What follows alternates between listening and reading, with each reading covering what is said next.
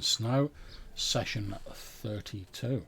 So when we last left our heroes, they had entered the Dolmenwood, this strange, I suppose, demi-plane realm with this autumnal sort of springtime, sort of weird mix of like fairy forest.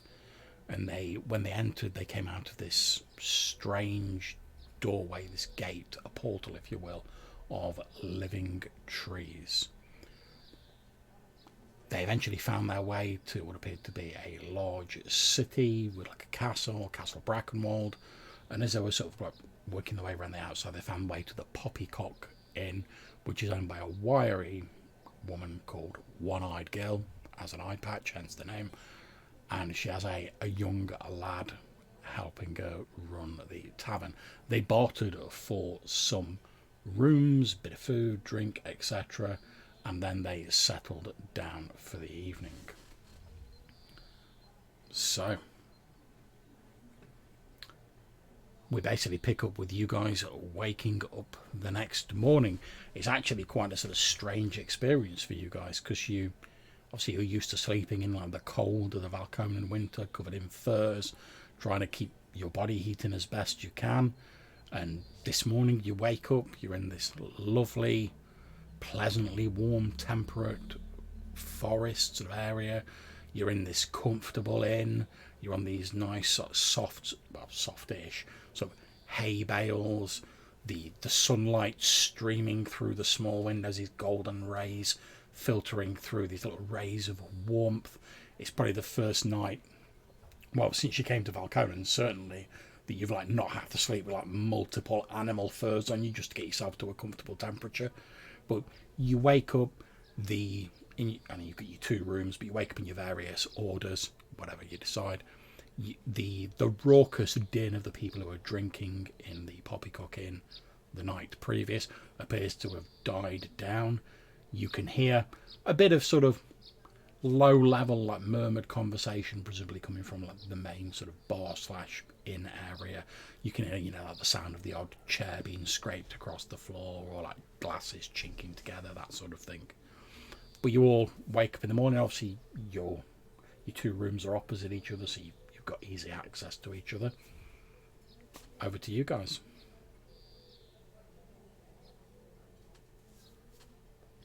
Well, I assume that me and Lan will be up fairly early because we won't be used to this warm sort of weather, and that it'll probably have woken us up. So we'll be. It's actually quite difficult for you, because obviously you guys both being ice walkers, and you've been sort of like born and bred, so to speak, to like deal with the cold weather. You almost felt like a little bit sort of like naked or like unguarded as you slept, because you're that used to sleeping with all these furs on you and taking all these precautions sort of on the ice floes where your people live, that just basically wearing like your underclothes and like sleeping with like a thin sheet on yourself on some straw seems like really weird to you. Yeah, I imagine that Brock is probably sort of bare chested at the moment. He's just wearing some sort of his normal sort of trousers and bare chested because he's just overheating almost constantly. That's it. We've got Lan there applying like the baby oil like early in the morning. So yeah, we'll be knocking on the door trying to get these guys out. Yep. So we can make a start. So early morning, we're talking about the equivalent to like 8 a.m. basically in the morning. You guys hear a on the door. John, at the end of the last session, we did hear that there was a market in town, didn't we? That's correct, yes. Yeah. Cool. It was a daily market, you were told. Yeah. So when Brock comes in, I will suggest that we should check out the market and see if try and get a sense of the land and see if how obvious it is that there is or isn't magic users and magic people and users of the evil magics available, which might give us some insight of how big a deal it is to be asking the questions that we kind of want to ask about it. centuries-old sword. So yeah, it's a bit. Obviously, you can do that. It's a bit of a strange experience when Brock first walks in, because obviously you're used to see. I mean, he's a big lad anyway, but like normally he looks even bigger because he's got like multiple layers of these big thick furs on, whereas now he's pretty much like wearing like the He-Man loincloth, and like his underclothes basically, you know, as much as you can get away with while still being like reasonably respectable. But it's probably the first time you've seen him like not covered in snow and like wearing like the pelts of like a dozen different animals. And Liberating. Ice walkers, they're not really known for being like squeamish or having like mores about like their bodies effectively. So the ice walkers will be like, oh, it's hot, I'm gonna take some of this off. That's all it is. Yeah. They're not sort of prudish, I suppose you could say. No. But yeah, you guys all convene.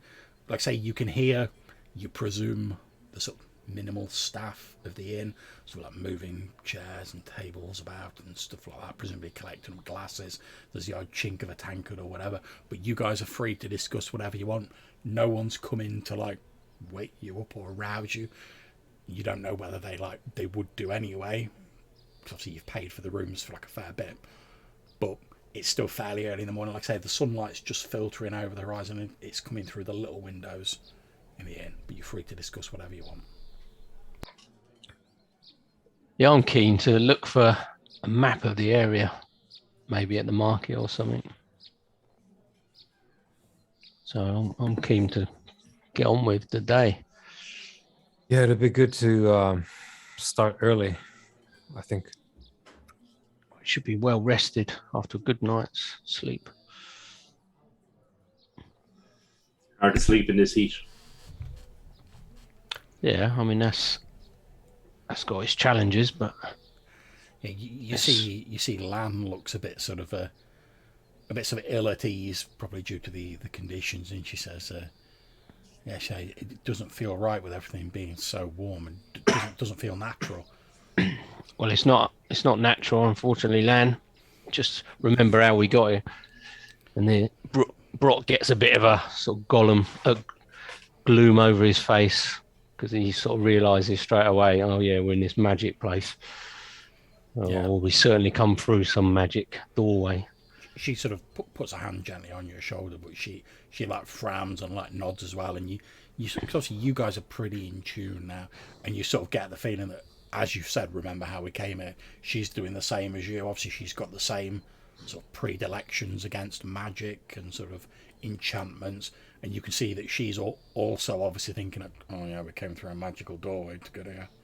Not so keen on that. So that's why I'm keen to get on, do what we need to, and potentially get back.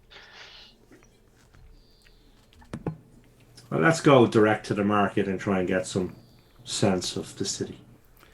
As you're saying that, from the direction of the bar, you hear a female voice. You recognise it as Gil's voice, the proprietor of the tavern. You hear her saying, well, there you go, just leave it on the bar, that'll be fine. And you hear like a murmured response from someone else, and then you hear like a of the door opening and shutting. And there's a bit of general conversation going on. Yeah. Well, I assume we go out that way anyway to leave, so you can always have a look on the way past. As you're heading through, you see this tall, wiry woman with this eye patch over one eye, and you can see the young lad, like Harold's, like cleaning down the tables with like a rag and stuff like that.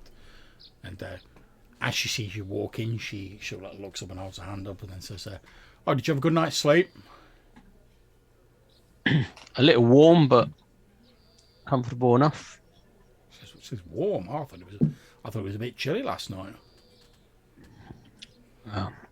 Not from round these parts.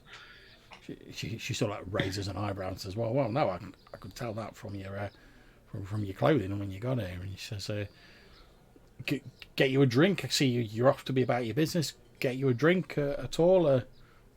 We've just got a bit of a rare consignment in Moon's milk." She like taps like a very little like wooden barrel that's on the bar, And she says, "Oh, don't get much of this in from Orb Swallow." Yeah. Do they put actual milk in it? She says, "Well, it's not technically milk, I don't think. Well, at least I don't think so." And she says, "Well, come over and have a look. You can judge for yourself." And she pretty much like pops the top off the barrel, and when you look into it, there's almost like a strange sort of like slightly sort of like, I suppose the best way I can describe it is like a sort of sweet and sour like aroma that like comes out of it. And you look inside, and there is indeed like a sort of milky white liquid in it, and floating in it are these small round sort of like grape-like fruits.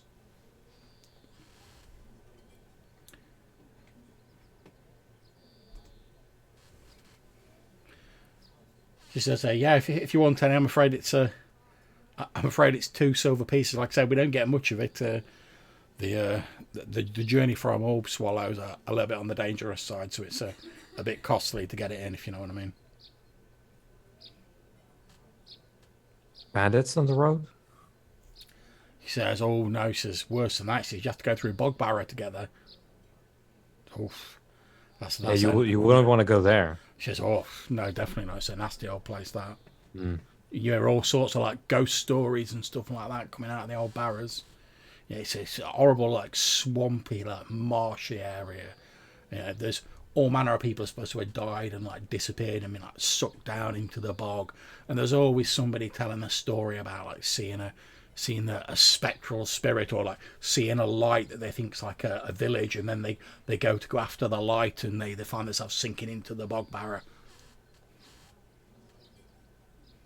Yeah, no, that sounds like a challenge to move through. Truly. Did we have, John? Did we have any kind of breakfast here on offer? You've not been offered any specific breakfast. However, you were told that they did serve food in the morning. Yeah. So obviously you can easily like, ask. For Yeah. I'm contemplating currently, so I will ask. So, what do you have for a bit of bite to eat? Contemplating this or something else you might have. She says, "Well, I mean, it's a little bit early, but I suppose we can rustle something up. Yeah, we've got blood porridge. Could do a little bit of bubble and squeak. I think we've got a bit of fisher's gruel left. We could do some of that. If you maybe a little bit short of funds, we can do a bit of woad in the hole."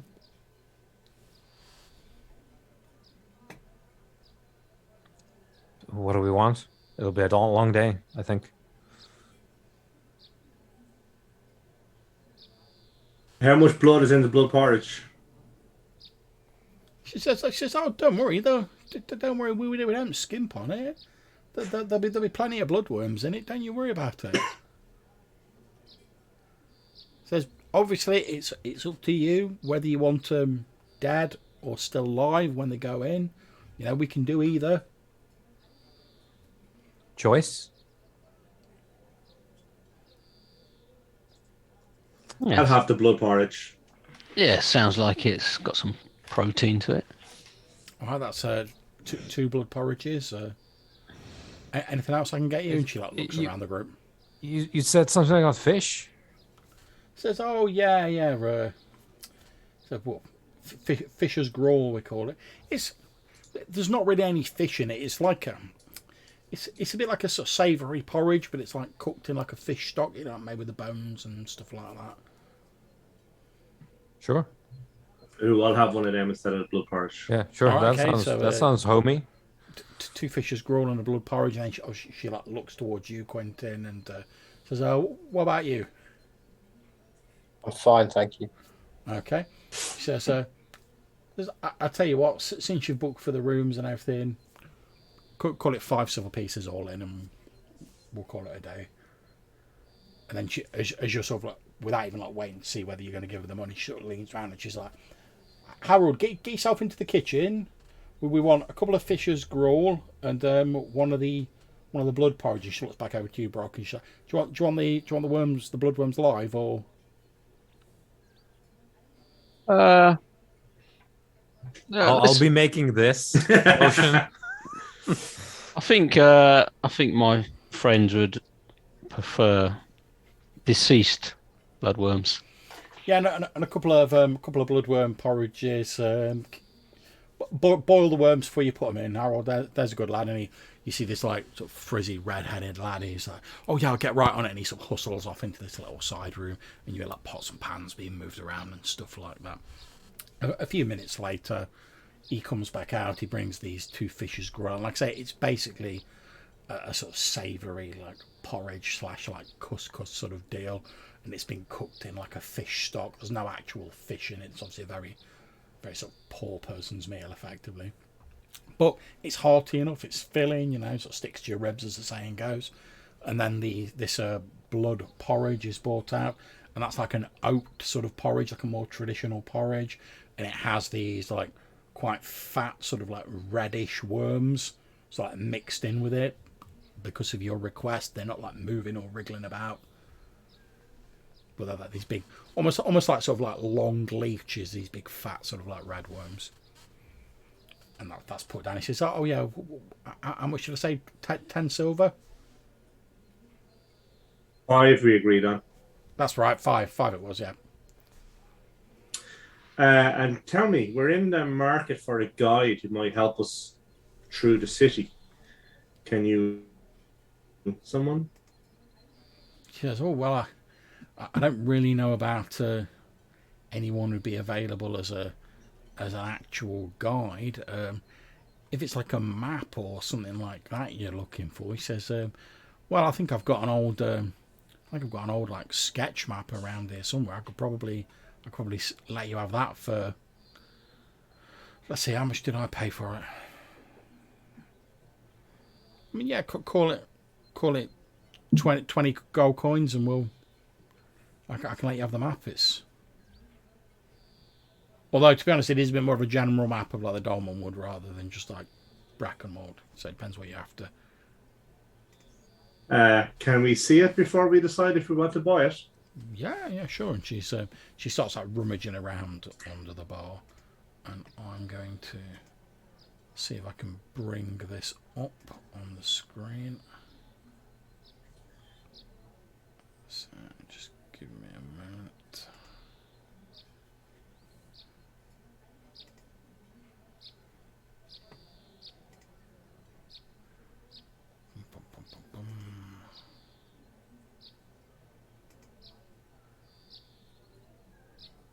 So I'm hoping you guys can see that.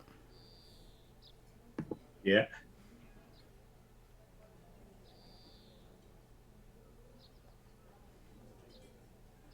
And it's on like a bit of tatty old parchment. She actually had it like rolled up and like stuffed in a bottle on like a little shelf under the bar. She pulls it out, sort of like blows a little bit of dust off it, spreads it out on the bar in front of you, and she's like, "There you go."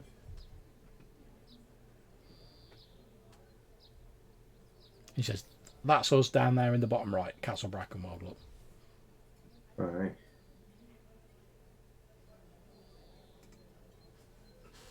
Okay, and I'll give her the 20 gold for the map. That looks like it would be useful for us. Yep, she takes that and hands the map over to you. I will drop that into your inventory, Malcolm. So, why do you think there's 3 castles right next to each other here on the lower left? You wouldn't build castles like that in a war. Or for a war, rather. Well, what goes further? What goes further to the west? Is that some sort of boundary to another realm, or? Yes, as you guys are sort of like discussing this between yourself, Gil's just sort of like watching the conversation. She's doing a bit of cleaning of like tankards and whatever. And when you mention another realm, she looks like a little bit confused, but she doesn't say anything. he sort of says, "Oh well, I don't know about other realms, but with regards to the castle, well, it's because of the various lords that rule over different areas of the Dolmenwood." Yeah, so they want to have a higher wall than the next one. Well, they all have like their sort of ancestral seats, you know. They all, and obviously, you know what these nobles are like. They all want to look like the most noble, like the most in control. And he says, I mean,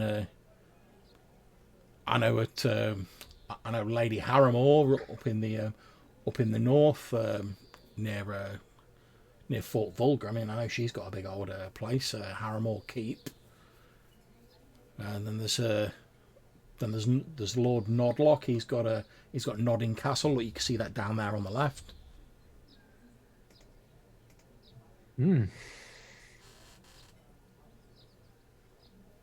Are any of these lords like learned scholars? He says, "Oh, learned scholars. Well, I don't know that I'd call them learned scholars. I know that Lady Harrimore is. I know she's hosted a lot of like what you might call like intellectuals and stuff like that. I know she's a big fan of the arts and, you know, men of learning. Whether she's learned it herself, I don't really know." And are there any learned scholars in the city? She says, "Well, there's the college in the city, obviously, and that's got a lot of very learned people at it. But whether you'd get admittance to it, I don't know. I mean, they call it the College of Physics and Sorcerers, but and apparently it's the only officially sanctioned college of such like in the land. But well, they don't really go mixing with common folk like me. So like whether you'd be able to see them or whether they'd be even interested, I don't know. I mean, to be honest, I've always thought of them. You know, I mean they get whatever they're doing there like subbed by Lord Brackenwold. So you very seldom see them out and about, to be honest, and pretty much what they want gets brought to them. So. And whereabouts is the college? He's like, well, if you head in through the Silent Gate, head down the street you'll see in front of you, then take a right at the Grand Market. You'll see the Grand Market right in front of you. You can't miss it. It's like I say, it's the biggest market in these, and she's basically sort of like pointing and gesturing, and I'm going to make a couple of these notes sort of like visible on the map, and she gives you very rough directions.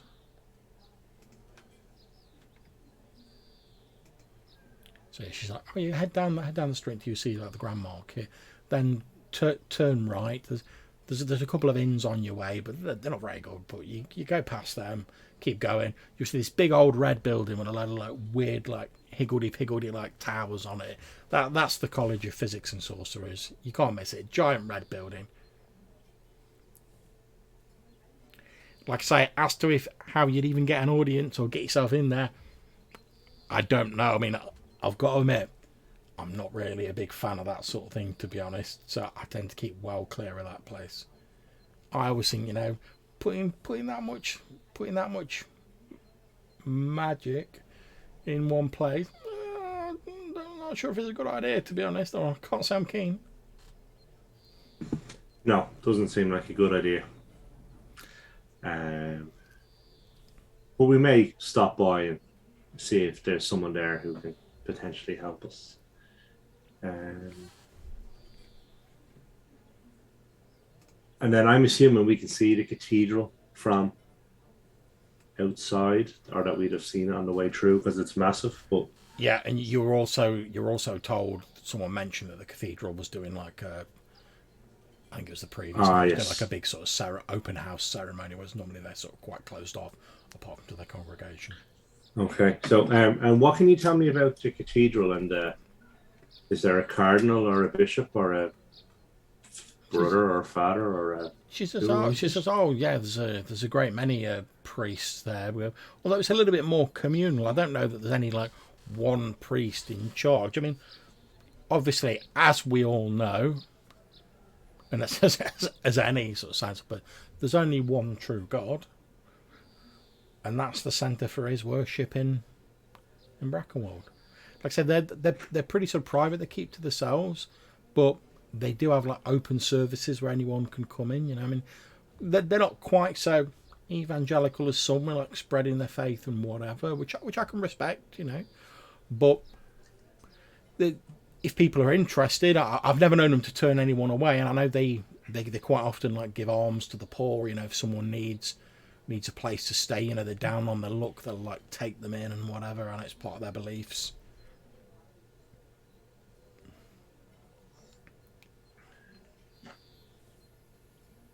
And then, have you heard of the Droon? As you say that, like this look of like absolute horror comes across her face, and she's like, "Oh, you don't want to go like mentioning them. If you mention their name, it brings their attention down on you." She says, "Oh no, we refer to them as like the forest priests or the hooded men. We don't say their name. Oh, Okay. They're a weird, wild folk. Oh, you hear ever such terrible things about them, always sacrificing people and all sorts of like pagan carry on in the woods, and but stone altars covered in blood, and always wandering around these hooded robes covering their faces up." Okay. And are they near here? Or do you know which part of the forest they are in? Well, the way I hear it is, I don't know if, sorry, obviously I've picked up on the fact that you're not from around here, but I don't know how long you've been in the Dolmenwood, but there's lots of these like big like old stones that are like scattered throughout the woods, and what I hear is that like the hooded men, they like watch over those stones and like protect them, and like all the sort of wilder places of the woods, you know, like the places off the beaten path that we tend not to go to, they protect those places.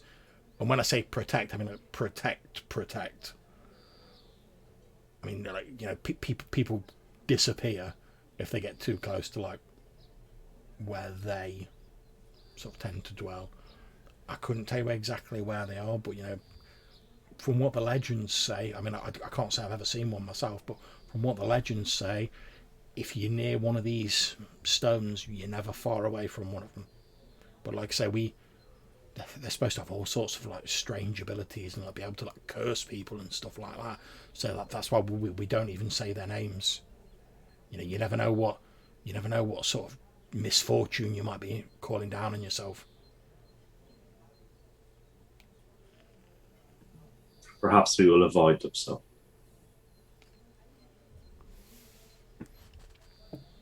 She says, "Well, yeah, I mean, again, I'm only going on those stories like my gran used to tell me, but apparently they used to be a lot more sort of common, like back in her day.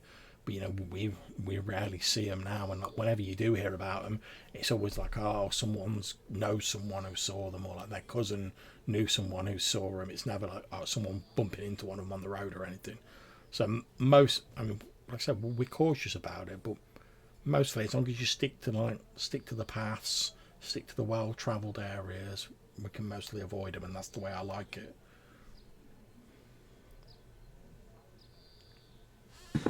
Cool, thank you very much. Now, am I getting you a drink of that Moon's Milk, or? I'm good with the Fisher's porridge stew thing. So. Oh, glad you're enjoying it. Maybe later. Oh yeah, well no, well you've paid for the rooms for a week, so you're free to come and go as you please. Of course. Unless I suppose the local connoisseurs dig in before we get back. But well, yeah, I mean, I can't guarantee how long we're going to have it for. Like I say, we've only got this one little barrel here, but and it does tend to go pretty quickly. I mean, say what you want for like the Moss people, they do make a nice brew. Moss people, is it? Oh yeah, the mosslings or moss dwarves, as some people call them.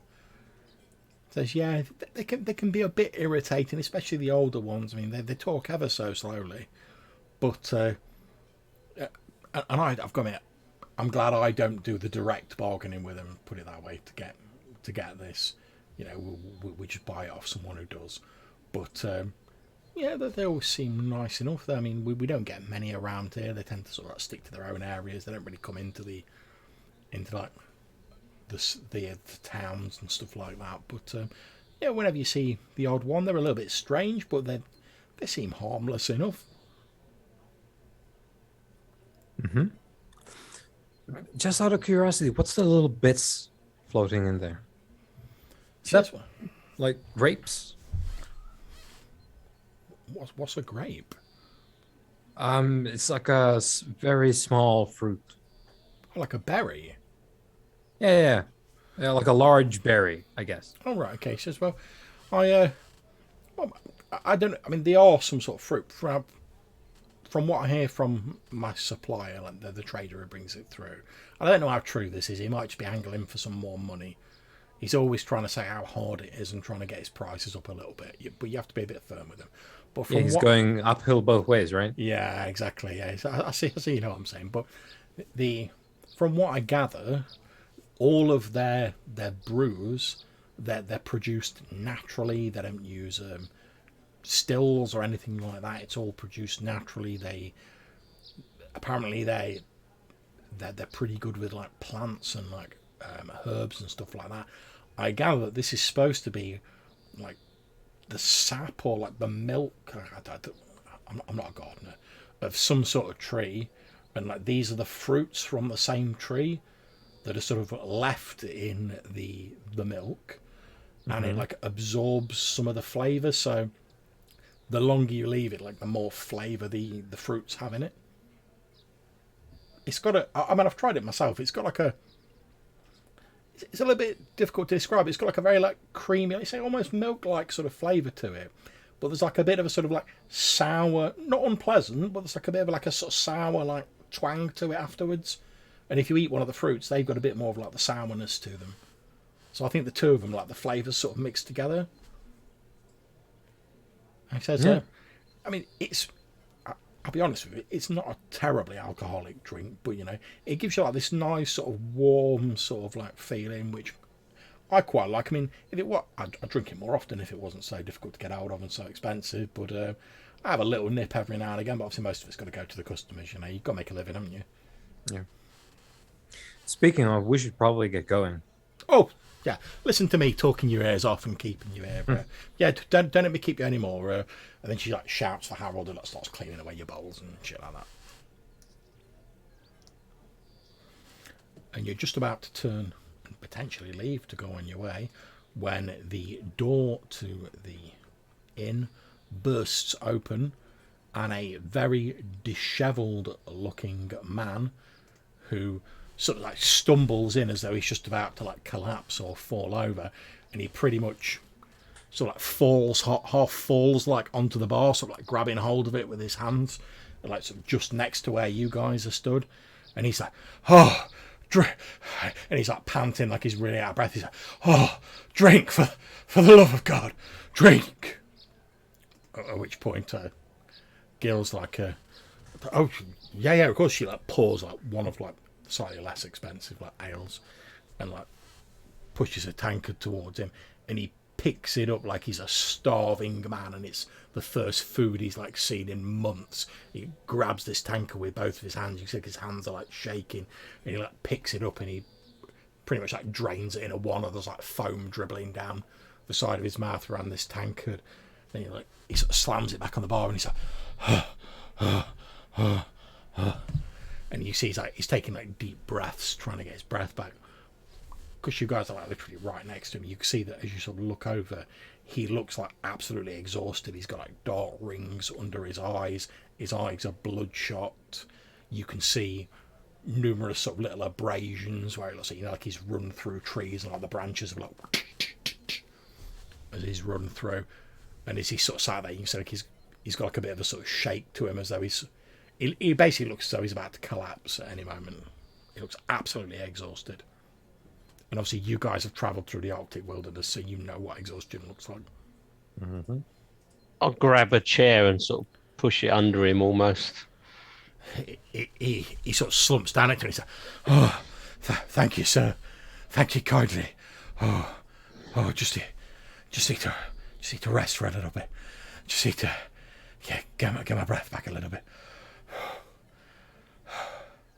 You seem to have been through some ordeal. He says, yeah, he says, I feel like I've been running all night. I didn't think my legs were gonna last out, but I was heading for Brackenwold, but I saw the inn and I didn't think I'd make it all the way to the gates, so I came in here. And he seems like he grabs the tankard again and empties the last few drops into his mouth, and Gil quickly refills it. Don't even ask him about money, just quickly refills it and puts it on the thing, and he's like, as he drink it, puts it down again. He goes like that, and then he takes out a handful of coins, and he doesn't even seem to count them. He's just and drops them onto the bar, and you see her sort of Gil searches out a few of these coins, and they're also dirty and got mud on them, and she's sorts the coins out and pushes the rest over back towards him. What's unless they're too dirty to make it out, what's on the coins? Okay, they seem to have, on one side they have a stylized tree, and on the other side they Conifer, leafy. It's deciduous, and on the other side it has a stylized picture of a crown, and you can see it's one of those crowns where where they have the crown, and then there's the sort of the ball bit with the cross on top of it. I forget what it's called. It's one of those sorts of crowns. Okay. Yep. I will make a mental note of this. The girl's talking about it, and she's like, "Oh, you're about to collapse.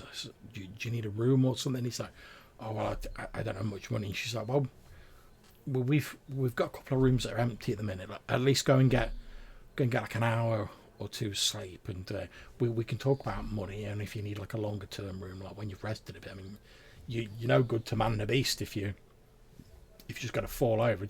And then she laughs to show she's saying this as a joke. She's like, "Well, the last thing I need is someone dropping dead in my inn. So think of it as a favour to me if you want. Just go and have yourself a bit of a lie down. We'll talk about money and stuff later on." And he starts to sort of get to his feet, his legs almost give way, and he almost sort of falls over.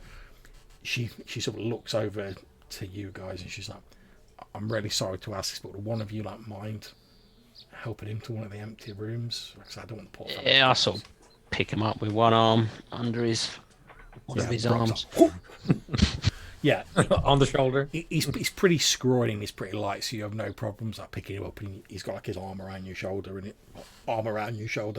he's sort of thanking you, and he's like, "Oh, thank you, stranger, thank you." So, "Oh, to be honest," and this is as Brock's walking him away, so the rest of you just hear that bit as he's trailing off. But obviously, Brock, you hear the rest of his sort of exhausted ramblings, and he's like, "Oh, I've been running all night. I thought damn sure those elves were going to get me. Oh, I don't know how I give them the slip." Elves? You were running away from elves? "Oh, yeah. It's my own fault. I shouldn't have gone off the paths, but times have been a bit hard. Normally I try and make sure I'm a hunter by trade. Normally I make sure I'm in before dark like every other sensible person, but like I say, times have been hard. I decided to push on a little bit more and carry on doing a bit of hunting, see if I could get a bit more meat for the larder, and I must have got turned around or got lost somehow.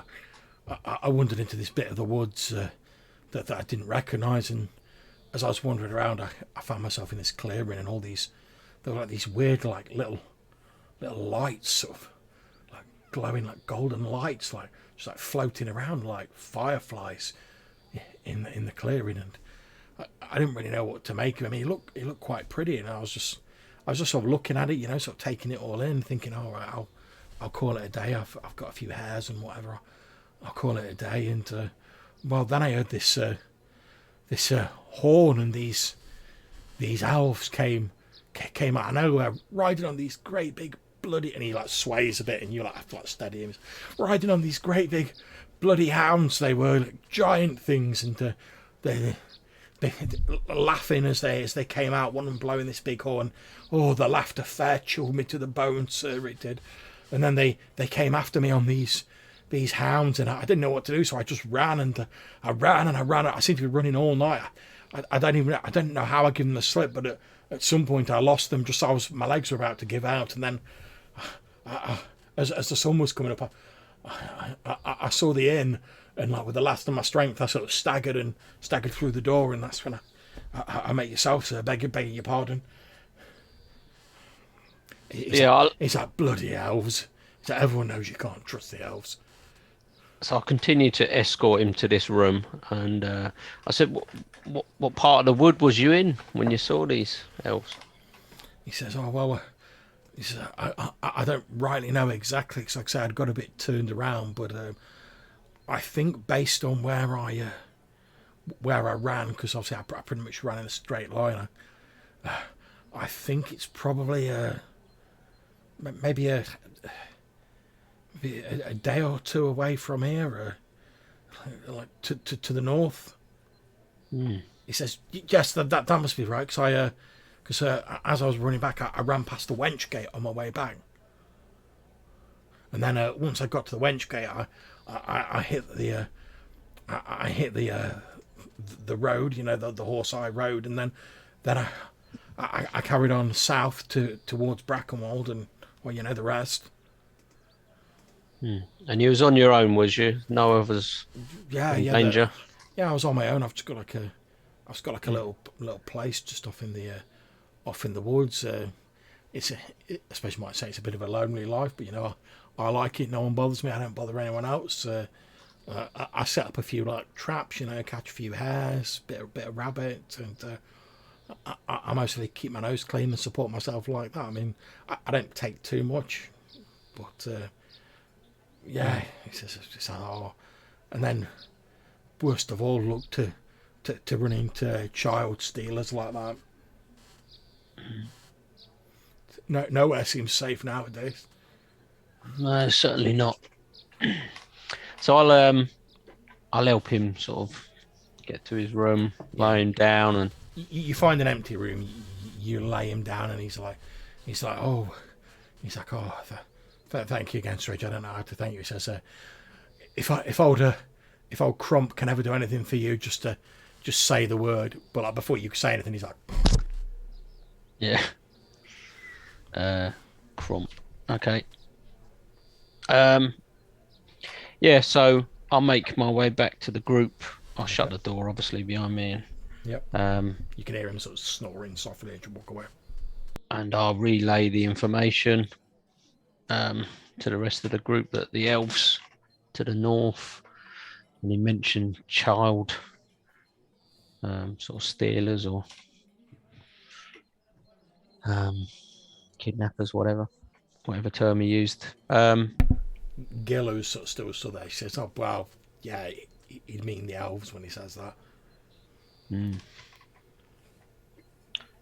So yeah, make that as you want, and I'll obviously mention the clearing with the lights as well. But I'm intrigued to speak to these moss dwarfs again. They seem to be quite knowledgeable when we met them previously. Yep, that is a fine place to start, I think. Malcolm? Quentin, any... Yeah, definitely a fine place to start. If we can find them. What is the name of your trader who brought you the milk?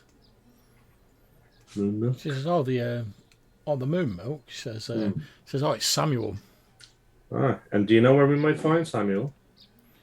He says, "Well, see, he was here not long ago, like this morning, so he'll probably have gone to the market to do a bit of trading. I mean, I don't know how to get around, but like I did a few like favours for him back in the day. So when he's coming into Brackenwold to like sell his wares, so to speak, he stops off here first.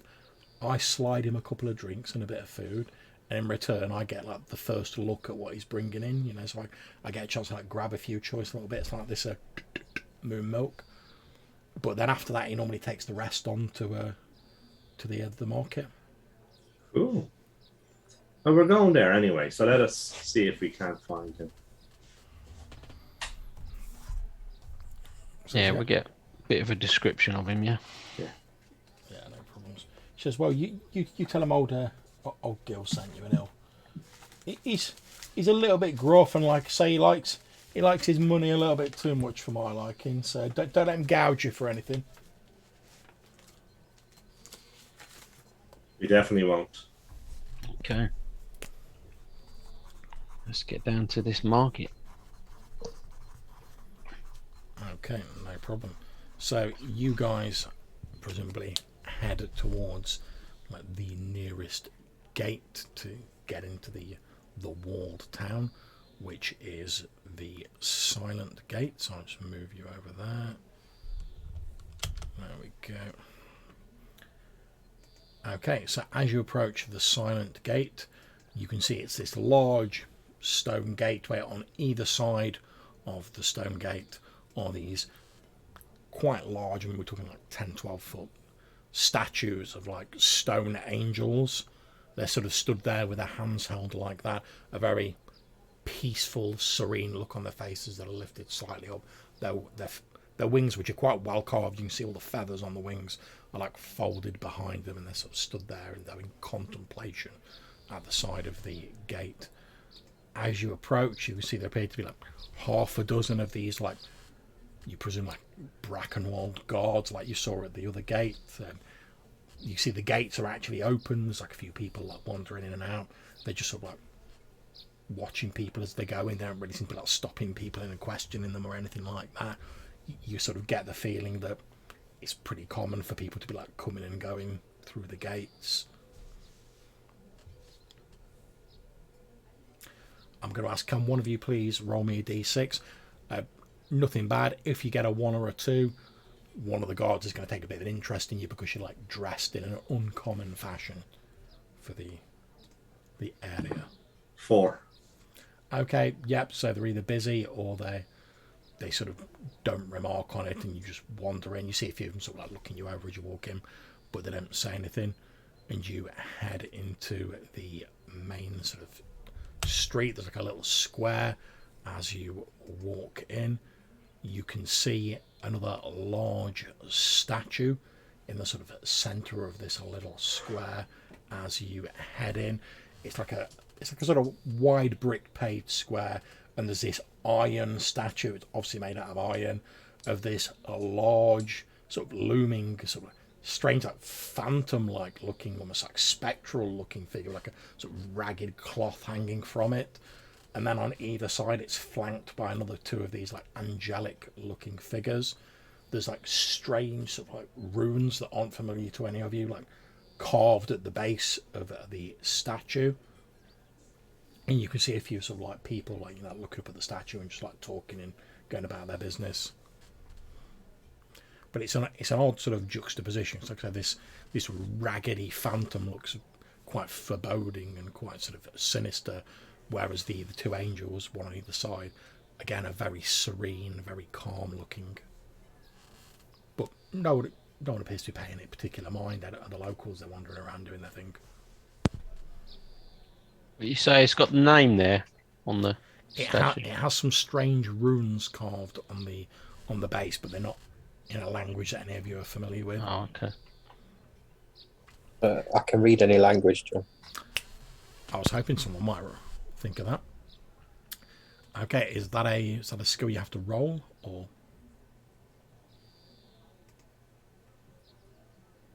Yes, mate. Okay, so you're going to make a roll for that.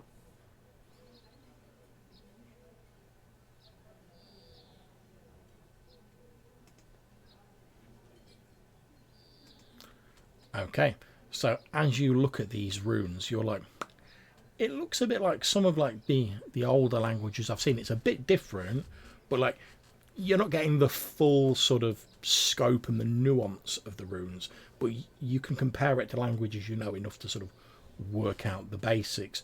And it seems to you like these runes are saying these sort of angelic figures, or the church, or God, or some sort of force of religion is like banishing evil, or this evil presence from the Dolmenwood. And there's a word on there which you think is a name based on how it's set up that says Atanui. Well, you think it's a name due to how it's in the runes, but it doesn't. And you can see it's like under the ragged figure, but the name obviously doesn't mean anything to you, but you know it's a name. Atanawi.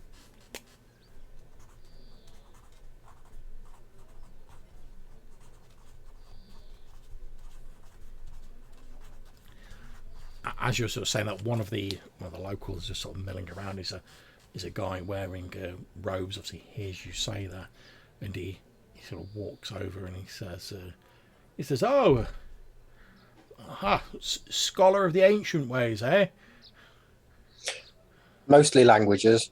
Oh wow, it's a noble field, and no mistake. He says, "Well, sure, you're quite right. This shows the alliance of the nobles and the church, driving the Nag Lord and his forces back to the darker places of the Dolmenwood."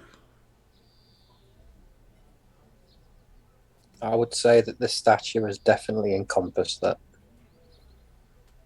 He says, "Yes, well, no one's exactly sure about whether Atanwe, of course, being the one of the many names of the Nag Lord, but no one's quite sure whether this formless creature of chaos," and he gestures at the raggedy phantom, "whether this represents Atanwe itself, or whether one of his many chaotic offspring."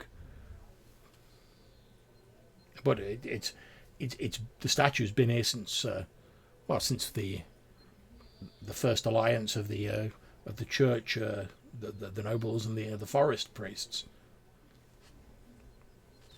You know, driving winter out of the forest and all of that sort of thing. Yes, yes. Anyway, I can't stop around. But yes, always a pleasure to see another man of learning in the city. Have a pleasant day. And he sort of like wanders back off into the crowd. And you, sir.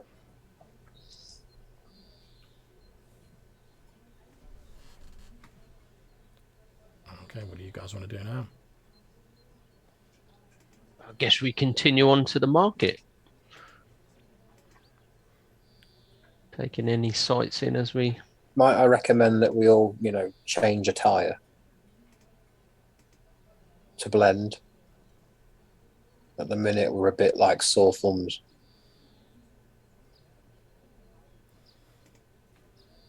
What is the attire? Well, generally, you look around and see what people are wearing, and then you buy something like that.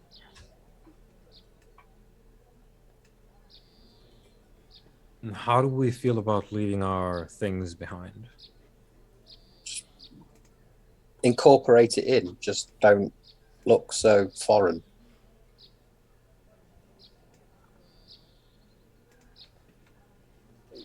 Right. Yeah, I mean, Brock's quite happy to stand out. He ain't got a worry in that nature. To be fair, there is not an outfit you are going to find in here that is not going to make Brock stand out. There is, mate. We're going to get him a moo-moo. Because but Brock is like gigantic compared to like everyone else you've seen around. Yeah, I'm just going to get him a poncho to wear. It'll be fine. It's rather like like Arnie in the Conan films. Yeah. It's like sort of draping a poncho over him, like taking him into like a modern day town and not expecting him to stand out. I thought it was the sort of pale skin that would stand out the most. Well, that as well, yeah. But anyway, Even if it's just a layer of dirt, we'll think of something. That's true, yeah. I mean, to be fair, if anyone knows about disguising, yeah, it's Okay, going we'll to put a bit of dirt on him and a bit of moss and say that he's a very large moss dwarf. Yeah, that might get the wrong attention. Well, they seem to be okay with the moss dwarves. yeah, I mean they seem friendly enough anyway. Anyway, at least for comfort, we probably want to look into some local wares. Yep, so you guys are having this conversation as you've like sort of continued towards the market, which was where you were sort of heading originally. As you get there, you see it opens up into this large, sort of almost palatial sort of town square. You can see that by now, because you've been wandering around for like an hour or two, you can see that there's all these stalls set up. I mean, it's effectively like 10 a.m. now.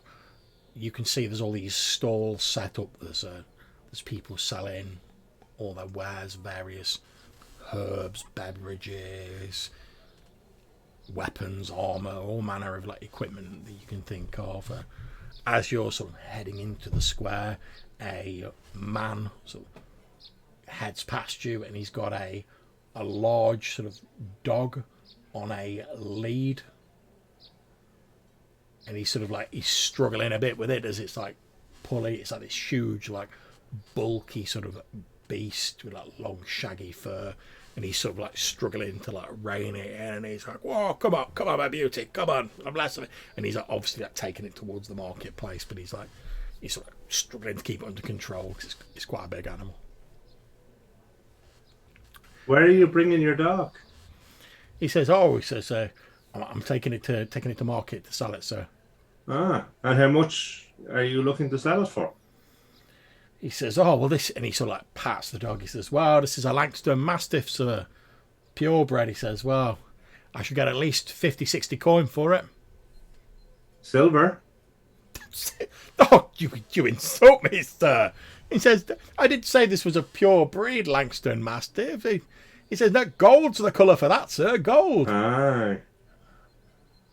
He says, now don't get me wrong. They can be a little bit headstrong. They're a bit difficult to train. But, once you've got them, sir, you couldn't ask for a more loyal animal. Lay down its life for you, sir, this dog would. Well, once you trained it, obviously. Aye, okay. He's like, oh, go on, steady on, my beauty. Can I give it some food? He's like, yeah, just be careful. They've got quite sharp teeth. They get a bit excited when they see food. I don't want you losing a finger, sir. Yeah. Understood. Okay, so I would like to feed the dog some food and try and win it as a pet. Okay, make your roll.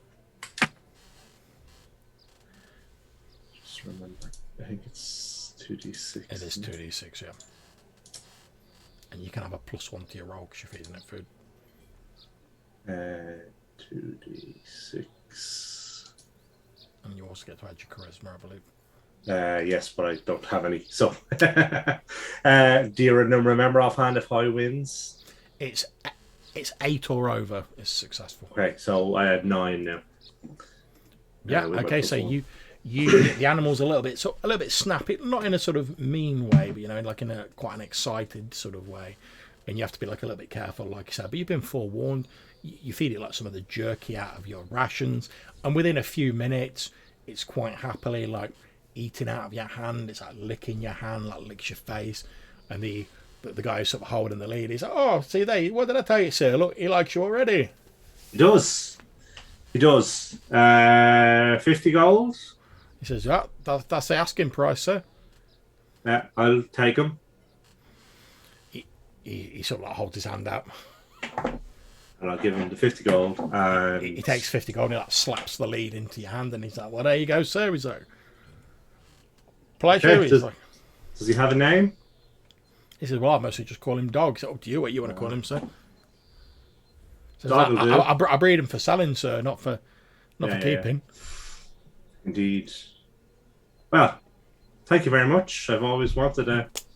What you said he was, a Lancaster Mastiff? Langston Mastiff, sir, purebred. Lancaster. That's the...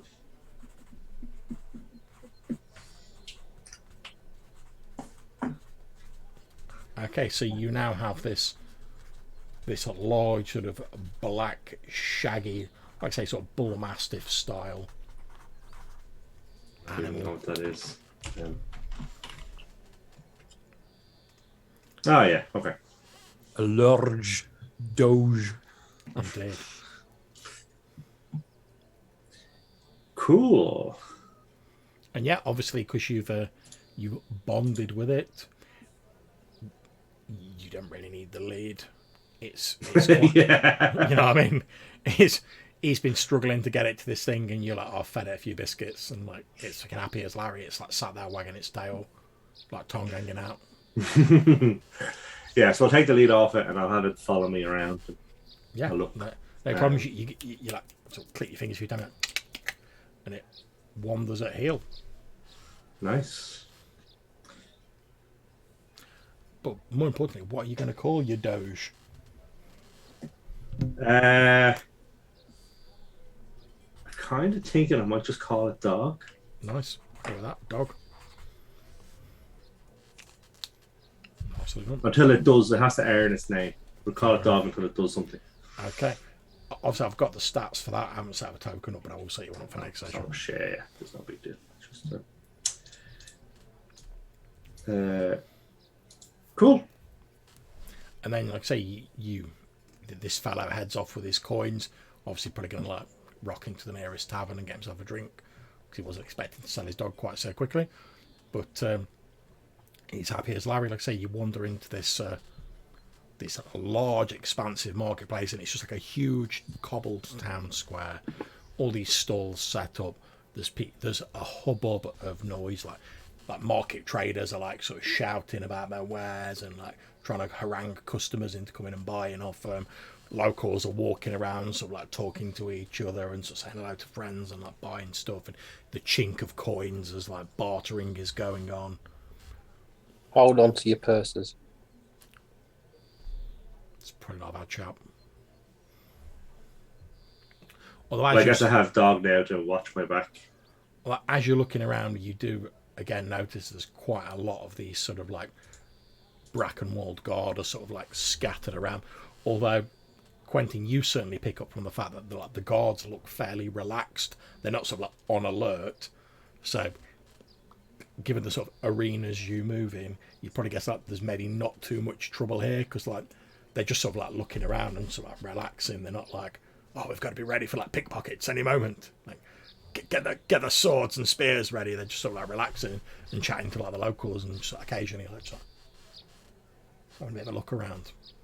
But everything seems quite peaceful, seems quite nice. It's a little bit more active than the other parts of the city you've wandered through. You get the feeling that like it seems to be like a hub of like local sort of town life. You know, like there's people here who aren't even buying stuff. They've just like met up with people here and they're just like chatting to them. If you wish to buy any equipment here, any like normal equipment that you can buy off the normal equipment lists for Old School Essentials is available here. That also includes metal armor. I was just gonna say, John. that metal armor is available. Because obviously they're not like, oh, we best not make metal armor because we live in like the Arctic. They live in a nice balmy forest, so there is armor available. And how much is like a local set of clothes? I would say if you're just looking at like peasanty like gear, you could probably just like chuck one gold piece and get like enough for all of you. Okay. If you're just looking for like just stuff we can like throw over and it's just like simple like trousers and like shirt, that won't cost you much. And I guess we probably also you might need to buy a couple and stitch them together for Brock though. Yeah. So unless he's going to go like Lou Ferrigno on it, like. So we'll do that, but I think we might also get some upmarket clothes that might help us fit in at the college. So I guess not quite noble, but like kind of high-end merchant clothing. Yeah, I would say. I mean, like I say, it's not like high noble stuff, but like if I'd say maybe if you chuck like 20 gold pieces in, that'll sort you all out some like slightly more upmarket clothing. So like you say, people might think you're like a trader or like a merchant. You wouldn't be mistaken for a noble. But Yeah. Yeah, don't worry about Lan and Brock for that. We won't be going in there. you notice as you're sort of walking around, like quite a lot. There's quite a lot of sort of like glances being thrown, like yours and Lan's way, like Brock, because obviously, although you all sort of stand out a little bit because of your clothing, but like say your pallid complexion, obviously the rippling muscles and being like 8 foot tall and whatever as well. Like there's a lot of people sort of like looking over, like obviously like not having seen anyone who looks like you before or Lan. So there's a lot of people. So no one really says anything. No one's like, "Oh my god, let me go over and like shake the hand of the giant man." But there's a lot of people who sort of like look over, like look curiously in your direction as you're sort of like wandering around. Yeah, I sort of smile if anyone looks sort of directly my way. Has anyone copped that I look different? How are you attired when you first go in there? Because obviously we know you've got elven blood, but how prominent and how noticeable is your elven heritage? So I guess I'd been wearing a hood because it could be wicked cold in Valconin, and that probably hasn't changed. But my face is tattooed. I think as you're wandering around, you probably see there's a fair few other people. I mean, not saying tattoos here, but there's other people around with like tattoos. I mean, not so much the facial stuff, but there's other people around with tattoos. So you might get a couple of glances, but like no one's like, "Oh my lord, it's an elf." But yeah, there's probably a couple of people looking because of the tattoos and you're wearing a hood. But like again, it's more just like slight curiosity, like with Brock and Lan, rather than like anything you need to worry about. Okay. Obviously, if you take your hood off and like the outfits come out, that might change. But Yeah. Well, I definitely won't be doing that anytime soon. No, the elves seem to be quite frowned upon. Yeah. that last guy's reference. Cool. So I would also like to look for knowing a small bit about magic from my elven culture. I'm kind of looking for someone who's selling like I don't know, magic books or like stationery type stuff, or anyone who might look like there might be like a have magical connections, for want of a better expression. okay, the nearest you find to, I mean, it's not magic, but the nearest you find to anything magic is there's people selling like quills and scrolls, and like empty sort of like journals for people to write stuff in. There's no like people selling actual like magic items or anything like that. Yeah. You do see that a lot of the people who are selling like the scrolls and the more academic, I suppose, sort of inclined goods, they look like a little bit more well turned out. You see like quite a few of them appear to be wearing like fairly similar looking sort of like dark greenish robes with sort of like fancy golden embroidery on it. Okay. So I'd like to approach one of them and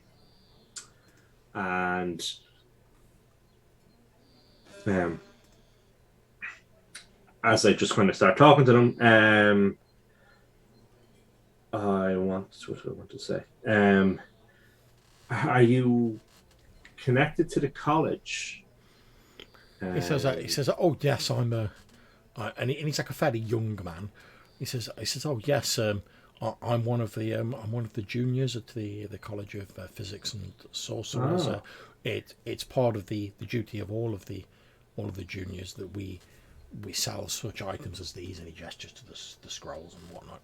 We sell such items as these to recoup some monies to pay for those members of the college who are maybe struggling a little bit, and to help with the upkeep of the building, etc. Okay. Every student of the college does this on a market day. Okay. I mean, and he points out a few others with like similar robes on his eyes. You can see there's a few of us here this morning. Yeah. And tell me, how hard is it to get into the college as a junior? He says, well, obviously you have to have a certain amount of talent, whether that be of the medical or the the more arcane variety, normally you have to have a letter of recommendation from someone in good standing. Obviously, there's a reputation of the college rests on all of its students and their behaviour, so you would need a letter of introduction from someone in good standing, either an existing non-junior member of the college itself, or a noble or someone of suitable of high standing, and you would be expected to demonstrate that your talents are of a suitable level before one of the masters of the college, before they would accept you in for a sort of a probationary period, during which you'd be expected to do things like this, like we're doing now, and generally help support the college. After that, you'll be moved on to your studies proper, and you would be entered into a full curriculum. I mean, I can't tell you a great lot of details about that, because as you can see, I'm a junior member. I'm hoping to start my full curriculum, my full training soon. But I've spent the last few months doing this, and helping out, with the maintenance around the college and stuff like that. And tell me, if you were trying to solve a magical mystery, which of the masters would be best placed to assist? He says, well, it would depend entirely upon the nature of the magical mystery. You see, when you start off in the college, you have like a general sort of education at the start. Then as you progress and you become more senior, you start to specialise in your particular area of interest. So all of the masters, they have their own area that they specialise in, and they tend to sort of stay out of each other's way, I suppose, in academic terms. But yeah, it would depend on the nature of the magical mystery, really. Indeed. And tell me, if I was looking for a magical artifact, which master would be most helpful, do you believe? He says, well, if you're looking for a magical artifact, you're probably rather than the college, you're probably actually better to go to the Enchanters Guild house. Okay. They'd probably be able to help you with that. And he says, strictly speaking, the College of Sorcerers and Physics is more of an educational facility.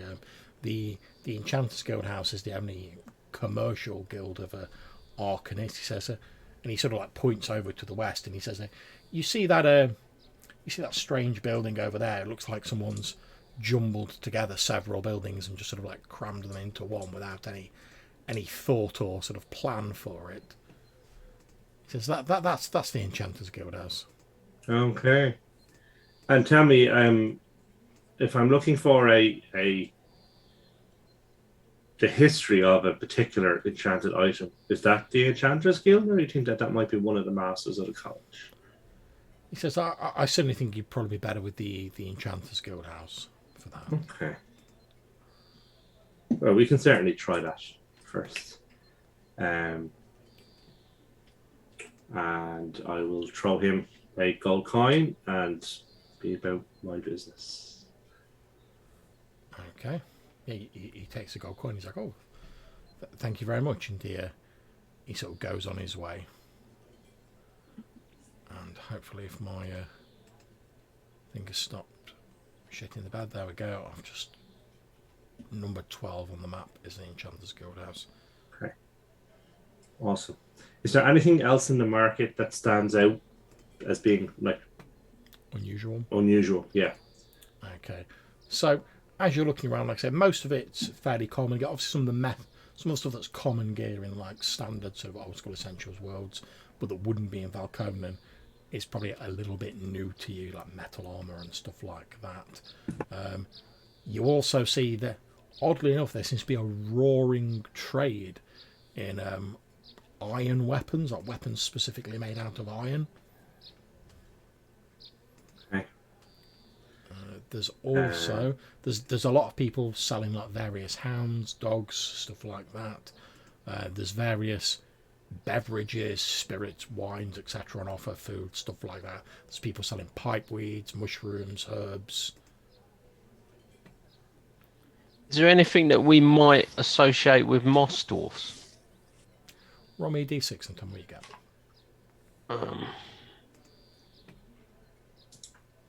A 5. Okay, as you look around, you do actually see that there's a sort of tucked away in like a little stall, which appears to be like a sort of bric-a-brac sort of stall with like no real theme. You do actually see there's what appears to be a sort of suit of armour, and at first you're like, oh, it's some sort of like leather armour. But then if you happen to like wander closer and have a look at it, you can see that it actually appears to be made out of like pine cones, but they're sort of like threaded and woven together over this like inner sort of cloth garment. The sort of middle-aged woman who's running the store says, "Oh, yeah, taking a fancy to the pine cone armour, have you, sir?" "I don't know if it'll fit you, sir. It's made for fellas a little bit smaller than you, if you know what I mean." I was just interested. Strapping lad like yourself. Yeah, I don't have much call for such armour, but I was interested in where you might have got that from. It's certainly unique. She says, "Oh, it's from Orb Swallow, sir. One of the last time one of the moss dwarfs from Orb Swallow was here, and he passed through, got himself into a spot of bother. Didn't have any currency on him. He was wearing this you see here, sir.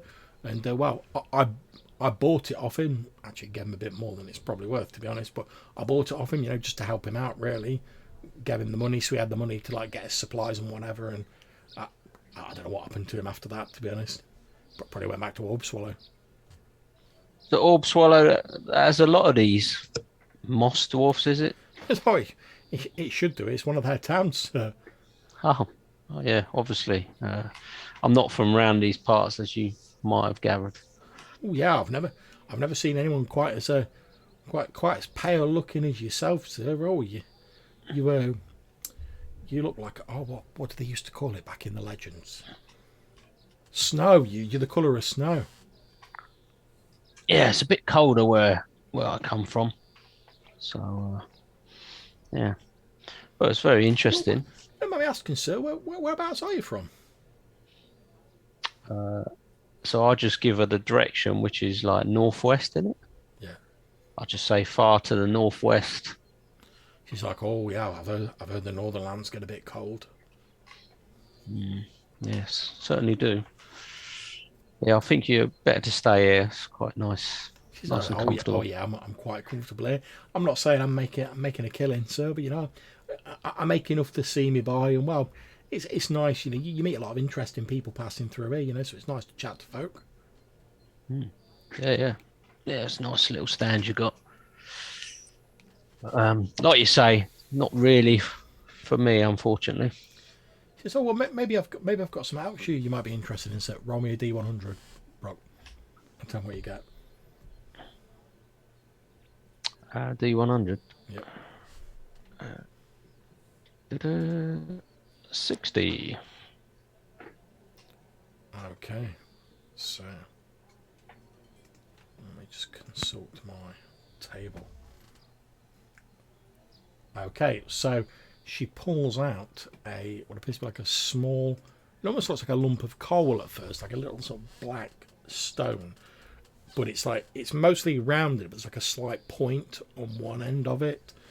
And she says, "Oh, have a look at this then, Sue." And she puts it on the table, and she like spins it round.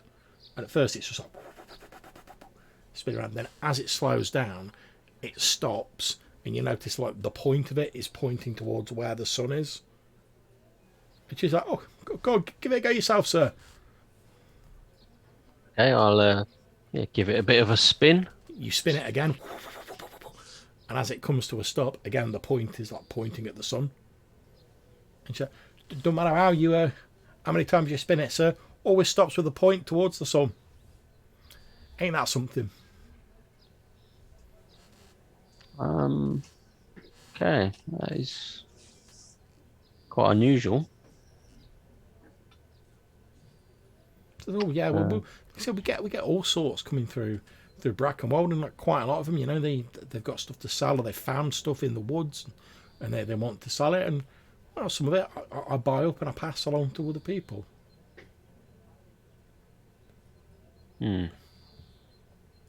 I shall call Malcolm over and show him that as a thing of interest. Yeah, so But- Brock calls you over. Malcolm shows you this like stone that always points towards the sun. And where did you find such a stone? She says, "Oh, I see. It was a fella a while back here. I forget exactly where he said he found it, but he was farming some of the fields around that Brackenwold, and he got churned up when he was like ploughing his field. And first he thought it was just a stone, but when he like threw it down, he noticed that it like the point pointing towards the sun. He tried it a few times, and then when he came in to like sell some of his other stuff, he brought it with him. So I showed it off to a few people, and I made him an offer. The rest is history." I don't know what good it'd do anyone, but I thought it was interesting. Yeah, I'm not sure what his purpose would be. That's why you've got me, sir. I'm a simple market salesman. I guess if it's early in the morning or late at night, you would get a direction from it. If the sun always rises and falls in the same. Or if you were on the ground. And tell me, how much is the stone? She says, "Oh well, I'll let you have it for a gold piece, sir." Well, for that price, it seems like for a novelty. I'll buy it for my friend. You hand her a gold piece, and she's like, "Oh, that's a funny looking coin, sir, and I've never seen one like that before." And she like gives it the old. She's like, "Oh, And it's the finest gold. She says, in "Oh the yes, it Northwest seems all right. lands." I've just never seen a design like this before, but oh, right you are, sir." And she like slides a stone towards you, and feel free to add it to your character sheet. You've got a stone that always points towards the sun.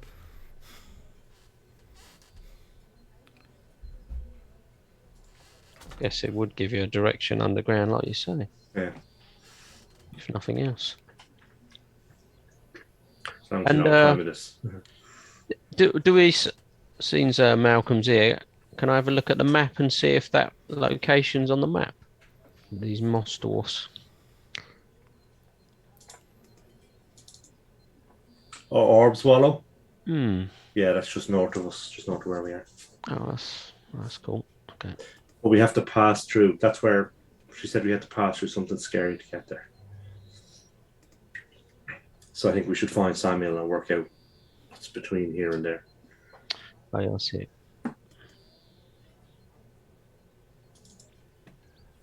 Yeah, okay.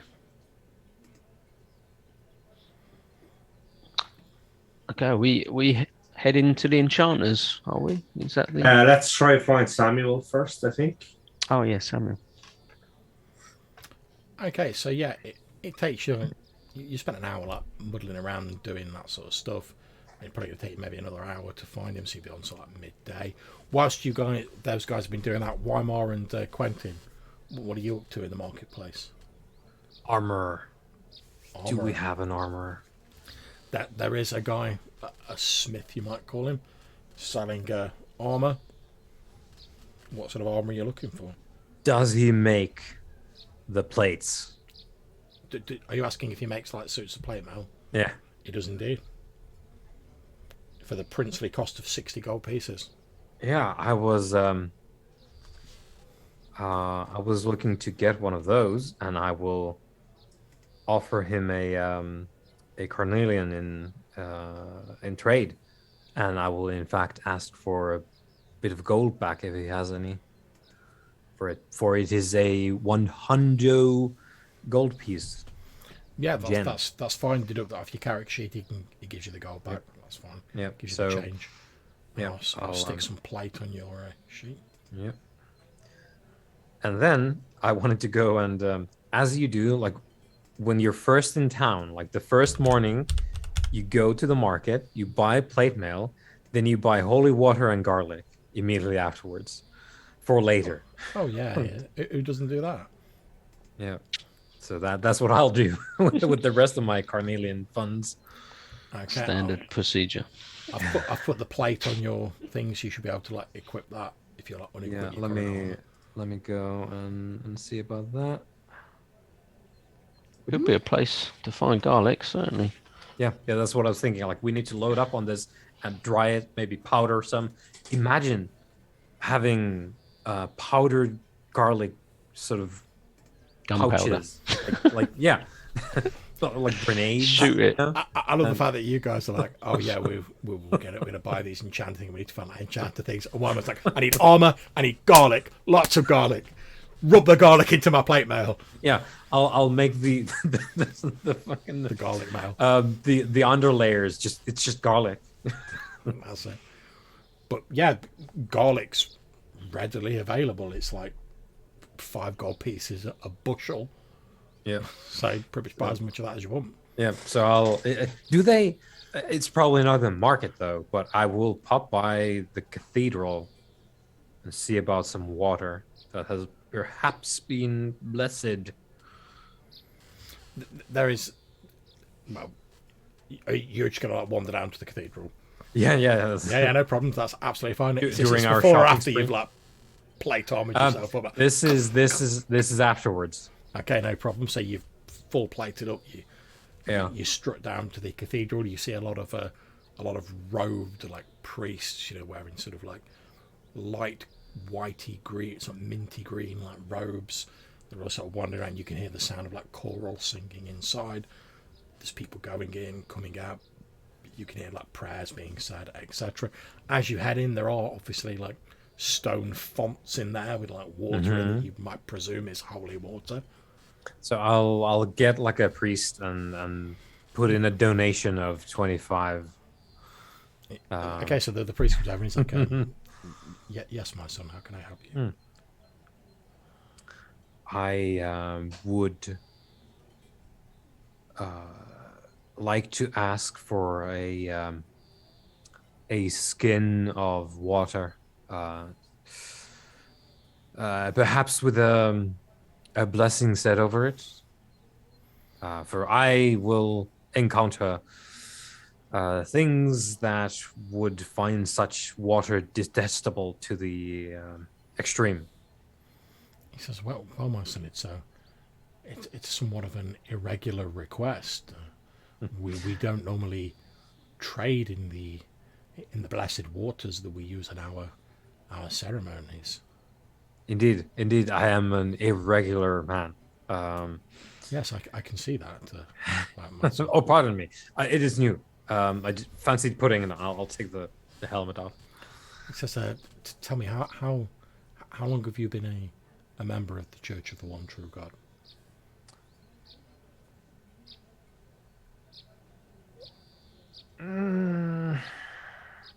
Minute 2. How long have we been talking? That long. Since I walked in. I Last time I had this armor.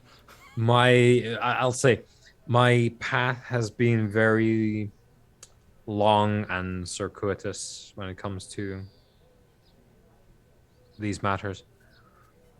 I am rather poor in attendance, but great in action. At this point, I'm going to ask you to make a charisma roll. I'm trying my best not to lie, but that doesn't help. Because, yeah, cool. Missed by 1. Okay.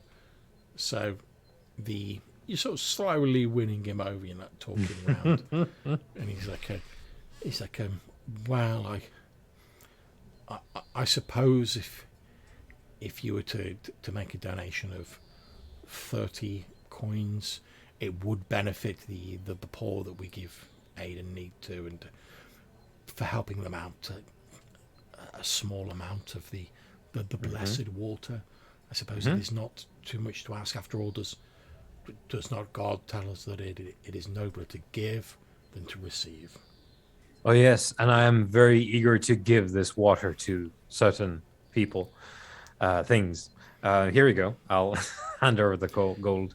He sort of waves a hand and he says, "Oh no, but please in the collection box, if you please follow me, my son." And he's leads you down the sort of central Clank. Yeah, you get a few odd looks from like people who are saying their prayers as you like clank down the central like sort of aisle. He takes you towards the font, and you can see that next to it there is like a little sort of stone plinth. There's like a wooden box with like a slot on the top of it. Yeah, so I'll spend a while, just one at a time.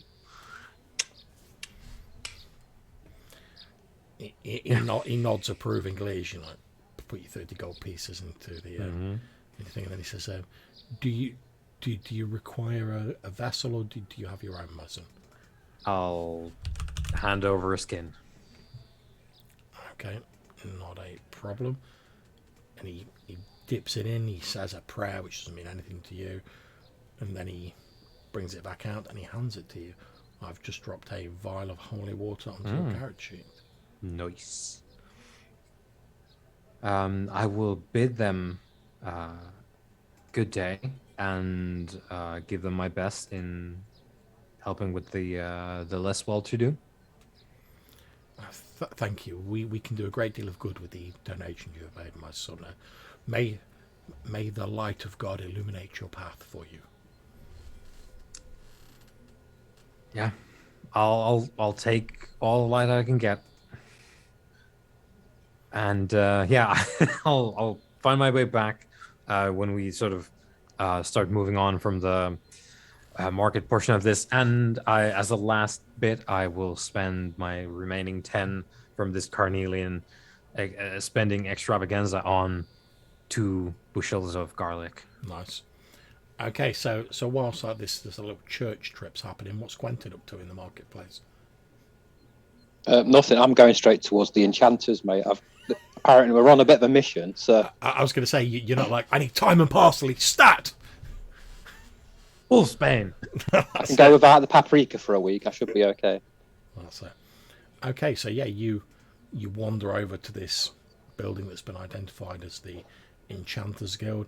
Like I say, it's a strange sort of building. It looks almost as though like a giant's just taken a lot of different buildings and like crushed them together to make one. There's like loads of different like clashing styles, and they appear to have been sort of like built around each other with like fairly little rhyme or reason.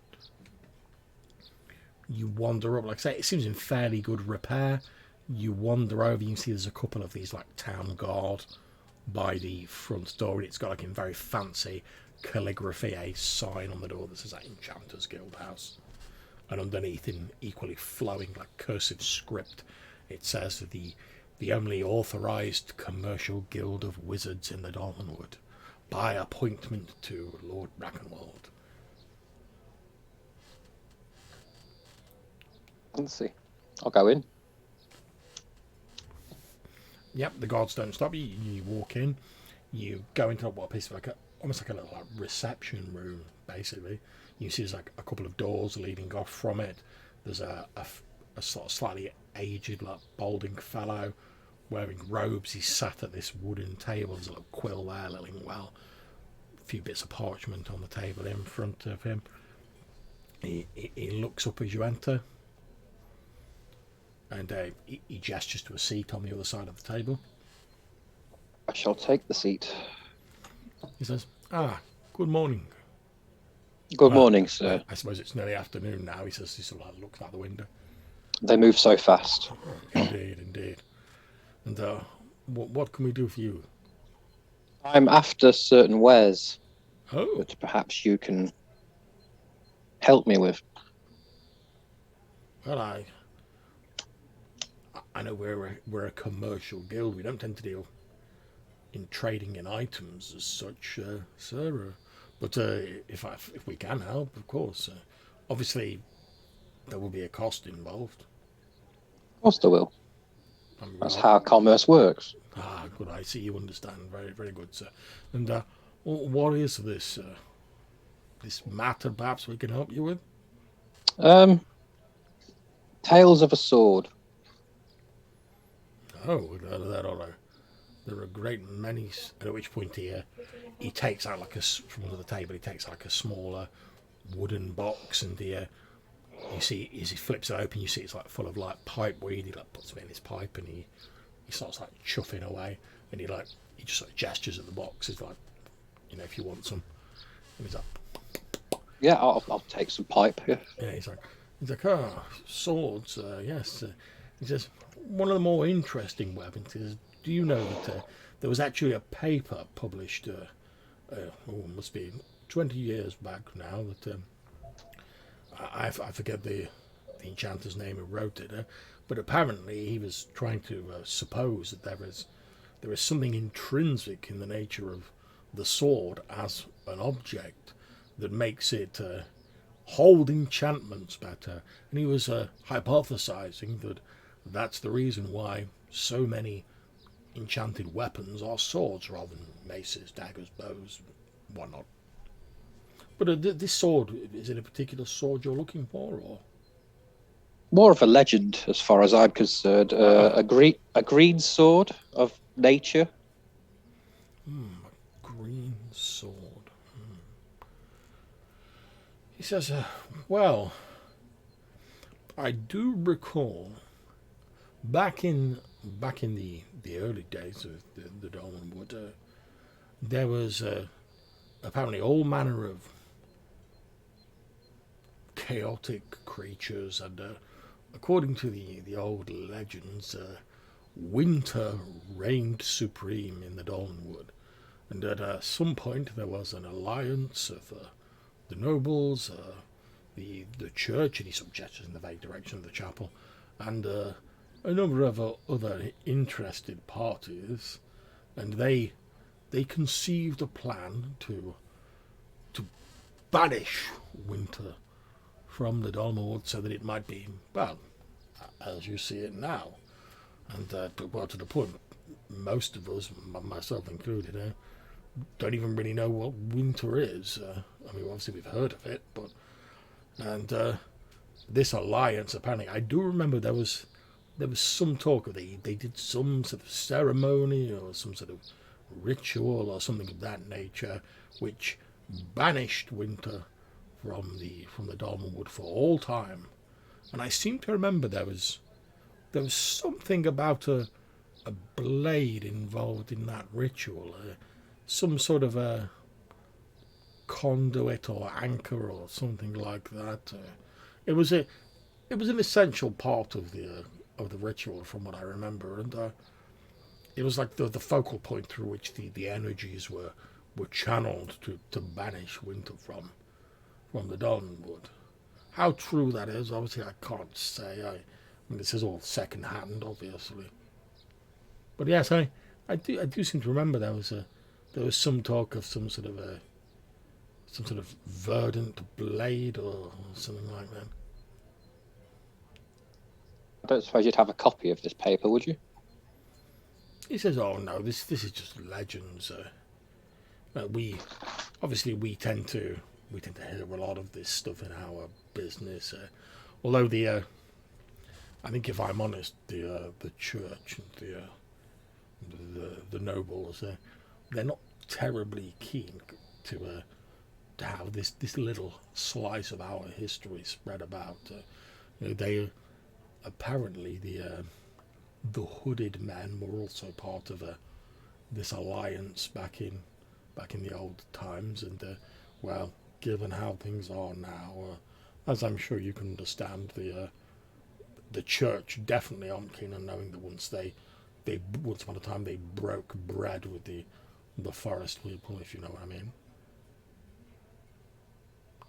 I understand fully. They would rather hide from their own great deed.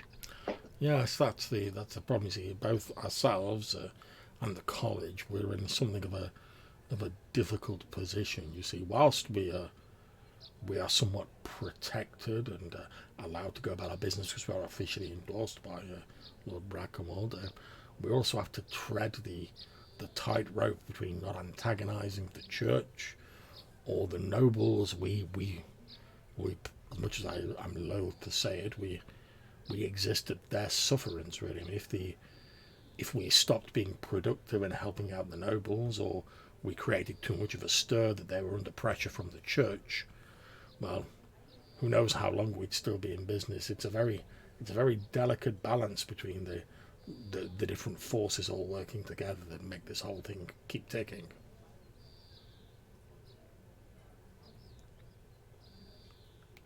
Much like any good society. Yes, quite.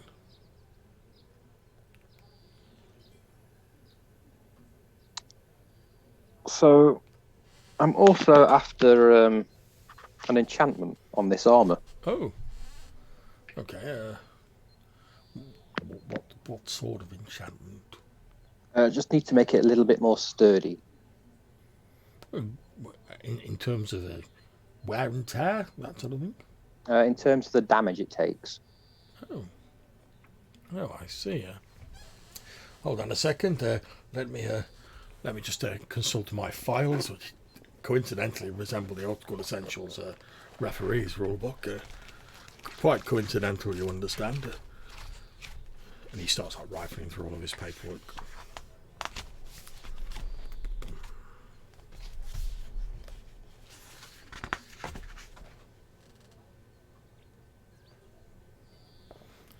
He says, "Well, yes, I think we could do what you're asking. Obviously, it would take some time, and it wouldn't be cheap. There are several rare ingredients involved in the necessary ceremonies, etc." What's the figure? He says, "Well, if you could, it shouldn't be more than about 50,000 gold pieces." All right, I'll remember that next time I'm passing through with the money. Oh, very good. So, like I say, it will take a bit of time. Once we actually start, you're probably looking at least a few weeks to a month. It's a very involved ceremony, and to put it in layman's terms, you have to make sure that the energies are correctly, permanently bound into the item. Otherwise, we don't want you leaving here with something that seems to be exactly what you want, and then a few weeks down the line due to like shoddy workmanship like you might get off some of the non-guild affiliated enchanters. You don't want the energy sort of bleeding out due to it not being locked fully into the pattern of the armour, and then you find yourself without the money and without the armour you paid for. So we do take a little bit longer than some of these shysters out there, but that's because we take pride in our work and the permanency of our work. Oh, good craftsmanship takes time. Indeed, sir, indeed. Is there anything else we can do for you, sir? That's it for now, thank you. Well, a pleasant day to you then, sir. And you.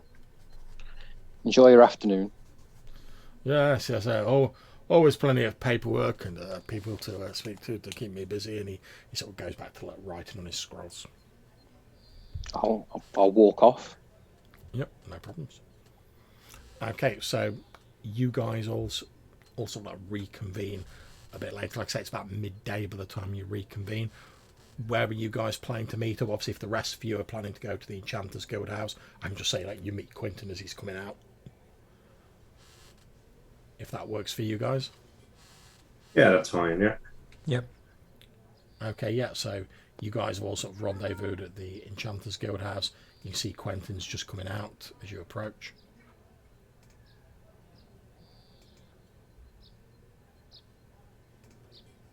Over to you guys. So Brock has found someone who said the Moss Dwarves lives to the north of here. I think that we should find this Samuel trader who sold the moon milk. Because the old Jill mentioned that there was a difficult journey between here and there, and we should maybe find out some more information if we decide to head north and see the Moss Dwarves again. Okay, so is that the plan? Are you looking around for this Samuel? Yeah, well, Yeah. Okay, yeah, no problems. You look around, it probably takes you maybe an hour, so it's about like 1 in the afternoon now. You look around, and eventually going on the like description you've given, you do spot this Samuel. And since we've not actually described him, I'm going to turn that over to you guys. What does this Samuel look like? In like just like a few short words, what does he look like? What makes him stand out? Anyone shout up? He should have a jagged scar down his face for his dangerous travels. Okay. Anyone else want to throw in one more characteristic, and then we'll go with it. It could be something about the way he talks, the way he acts, the way he looks. It's probably a start fellow if he's trading quite a lot, and he clearly enjoys his money. Indeed, he does. Okay, so yeah, as you're looking around, you've been told like, oh yeah, he's a stout, like stocky, like guy, and he's got this like jagged scar right down one side of his face, so like taper into the corner of his mouth. And after looking around for like an hour, you spot him. You can see he's apparently just concluded a transaction with someone. He's like handed a bushel of herbs over to them, and he's just sort of like turning away and like, obviously, like counting the money and like putting it into like his pocket. Obviously, he doesn't know you guys, so he's like not really looking for you or anything like that. But you spot him. He's not too far away. What are you doing? So I'll head up to him and say, is it Jill her name is, or Gil? It's old Gil. Old Gil. Old Gil sent us. He's like, all right, you know old Gil, do you? Yeah, we're staying down in the Poppycock Inn. And we got to talking over. He says, all right, breakfast. I was just there this morning. Yeah, we've seen your moon milk. Oh, yeah. You had a bit of it, have you? It's a smooth drop. No, that. we're saving it for later. All right. But we Well, have. if you're looking for more, I'm sorry, but Gil took all that I'd got, and I've pretty much sold all the rest of my. No, the that's rest of fine. them. It's not the ale that we're keen on. We're interested in traveling north to see the moss dwarves. Oh, in Orb Swallow. Yeah. And old Gil mentioned that the traveling between here and there is not for the faint-hearted. Yeah, it can be a little bit tricky. It's like if you head straight north from here, you have to go through some patches of particularly dense woodland, and it's pretty difficult to travel through. Like if you're going on a cart, and obviously I have to take a cart because I've got to bring stuff back with me. But if you go a bit to the west of that, then you start everything starts turning into marshland, and you start getting into the Barrow Bog. Oh, it's horrible. It's apparently what they say. I don't know how true this is. Apparently, it didn't used to be so swampy and horrible, and back in the day they used to like bury people there, like back in the day. And there's all like these old like burial sites apparently like dotted around there. I can't say I've ever seen any of them, but it's pretty treacherous going. You have to be like really careful, otherwise the bog can just like suck you down. I've seen no end of people like get in trouble, like inexperienced people going into them. And if we go east and then up and then back to the west, is that any better? He says, "Well, yeah. If you go to the east and you head north, again, it's pretty dense woodland. But if you're not taking a cart with you, it should be all right. It's a little bit off the Horse-Eye Road, so it's a little bit off the beaten track. And some people are a bit twitchy about that, understandable. But yeah, if you head to the east, go north, and then cut west, you'd have to you go. If you went like east for a day, headed north for a couple of days, then you went west, you'd start noticing when you're getting in the vicinity of Orb Swallow, because you start seeing lots of like fungus and like mosses around there. And then if you tracked west for a day or two, should find you about Orb Swallow. And would you go north yourself direct? He says, yeah, what I tend to do is I tend to go straight north. Then when I'm on the outskirts of the Barrow Bog, I tend to skirt round it a little bit to the east, because there's like a little strip of land where it's not fully in the bog yet, but like the tree cover starts to die out a bit, so it's easier to get the cart down, but you need to know where you're looking. And then I head up there, skirt around the Barrow Bog, and then once I start seeing like more moss and like the trees start getting a little bit sparse and it's more like fungus and mushrooms and stuff like that, then I pretty much know I'm in the vicinity of Orb Swallow. And then they know me, I've been there a few times, so I do quite a good trade with them. So. And could you be persuaded to guide us? He says, well, yeah, if you've got coin, I can guide you there. I do. How much to see us safely arrived in Orbswallow? He says, well, to be honest, I'm going to be heading back there anyway, so it's not like I'm going out of my way. Call it 20 gold pieces. Yeah, cool. When do you leave? He says, well, I've got some more business I need to sort out, so it'll be early tomorrow morning. I'll actually be heading back. He says, I'm actually staying at one of the inns in Brackenwold, but I'm staying at the chateau, and he sort of he points to like a building in the distance. Okay. He says, yeah, I'm staying there, but early in the morning, I'm going to head out. I'm going to take the sunken gate out of Brackenwold, and then I'm going to be heading back towards Swallow.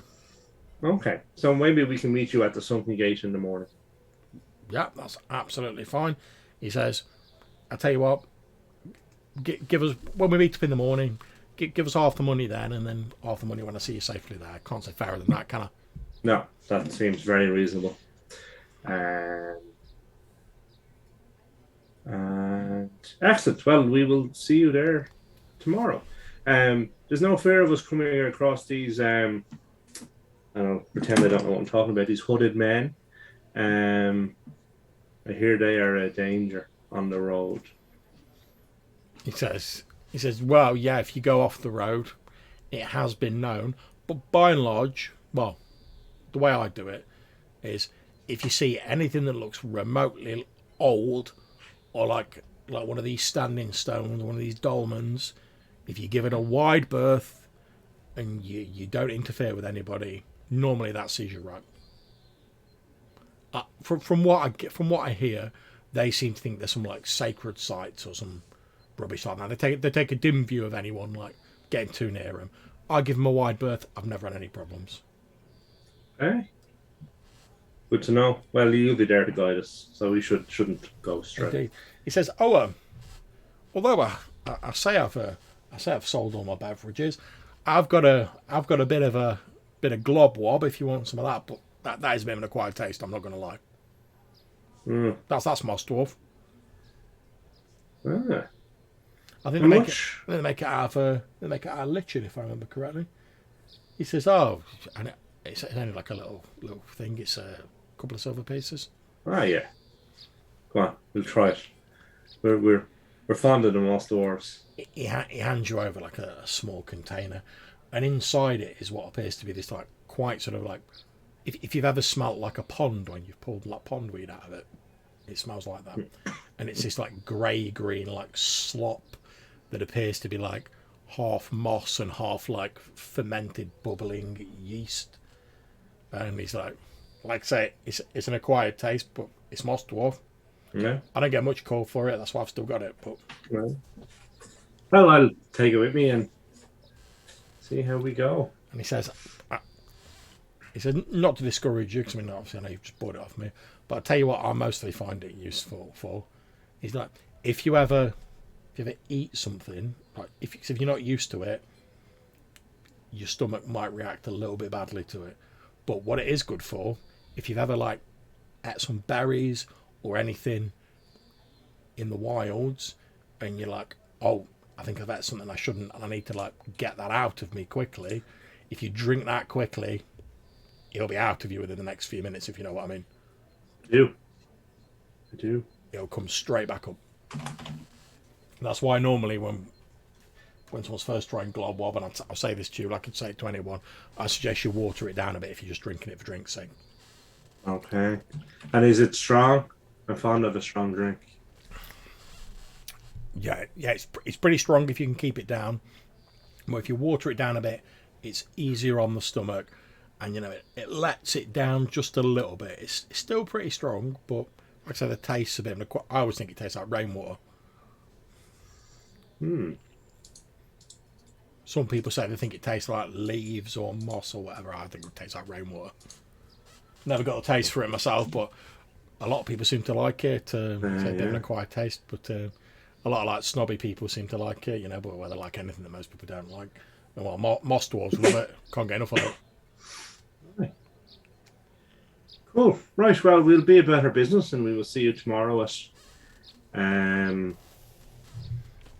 Sunrise, I'll be setting off. Sunrise, yeah, sorry. At the Sunken Gate. Sunrise at the Sunken Gate. And he like points and shows you where the Sunken Gate is.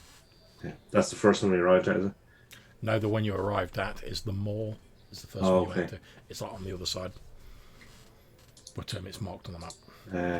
Cool. And then is there like horses and ponies and mules and bits and bobs available to buy? Or yeah, they're available to buy. You will find out from like Samuel that like he's basically got a couple of horses and a cart that he puts his wares in. And he's like, well, obviously he's not really got a lot of wares to take there. So like if you want, you're welcome to ride in his cart. But obviously if you've got your own horses... I think we'll just pick up a pack horse for carrying equipment. I'll tell him, but loot is really what we need. Yeah, that's absolutely fine. Obviously, like a draft horse would cost you like 40 gold pieces. Yeah, cool. And I'll have to get you to send me a list at the end of the session of all the stuff you've bought so I can like drop on your character sheet. Yeah. For stuff I've not directly got set up already. But yeah, not a problem. You can easily buy a horse. That's not difficult in this massive market.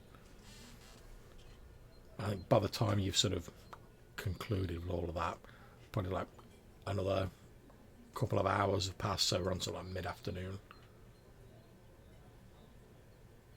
And yeah, Samuel's headed off, he's gone about his business.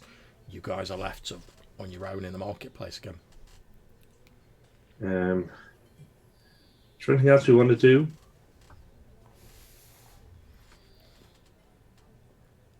I think we're good to go. No, I just need to tell you about everything I've found out in that Enchanters Guild. And it's not stuff we should be talking about on the street. Let us go back to the inn so and discuss. So you're heading back to the Poppycock Inn, yeah. Okay, that's not a problem. So you head back to the Poppycock Inn. As you're getting like near to the inn, you can see there's a man that you don't recognise, just dressed in like normal everyday clothing, and he appears to be like tacking up like a sign or like a sort of piece of parchment onto like a nearby tree with a little hammer. Like he hasn't spotted you, so it's like tacking it up. You can see he's got like a number of other like he's got like a little satchel on with like a number of other like rolled up pieces of parchment in it. He tacks it up to the tree, and then he walks off in a different direction. He like waves good afternoon to you, and he's like carries on his way. So when we look at the poster, can we read it? Yep, you head over to it, and written in fairly clear sort of like ink on it, it says, "By order of Lady Harrimore, in response to the recent aggression of disease-ridden crookhorns and other abominations of chaos, it has been decreed that a fortified garrison is to be built in the town of Brackenwold, seeking experienced soldiers to provide protection for transport wagons and fortification builders. Competitive rates of pay offered. All interested parties should inquire at the town hall in Brigwort for further detail." That's on the way, isn't it? If we're going, well, I suppose not. If we're going to Orb Swallow directly. Yeah, but basically Brigwort's off to like the northwest, or Swallow's like north. Yeah, we could follow the road, but it just feels like we should better go with the trade or going direct. Yeah, well, if they're looking for builders, they'll be going at it for a while. So Yeah. Okay, so do you guys have anything you want to do for the rest of the day, or are you just gonna like call it an evening, get an early night, meet up with your boy Samuel in the morning? I was going to tell them about the sword, the ritual. Go ahead. So basically, there are tales of a sword that was used as a focal point in a ritual to banish winter from these lands. The church does not like people talking about it because at one point they were aligned with these hooded elves. Okay, so getting information on it any further is going to be perhaps a little bit more dangerous than what you think. You know, because if the church is involved, and I can only assume that they've got garrisons of armed people to come after us, should we get a bit too close to the truth. But the short of it is, it's not going to be an easy thing to find.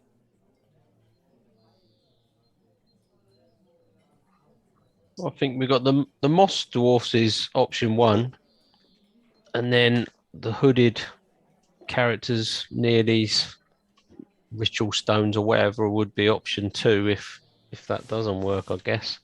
But that, like you say, could go a bit. Well, it's definitely the more dangerous of the 2 options. I would assume that the hooded ones would be guarding the sword. Yeah, or definitely connected in some way. So, also we need to think about, if it was used as a ritual and a focal point, what does removing it from this plane do to the plane? If it's intrinsically linked as a source, then removing it could effectively kill this world. Well, that certainly could be something that they believe, whether they know that for truth or not. But yeah, that certainly could be linked in. Well, it would be changed. I don't know about death, though. If they banished the winter, well, presumably they were here before.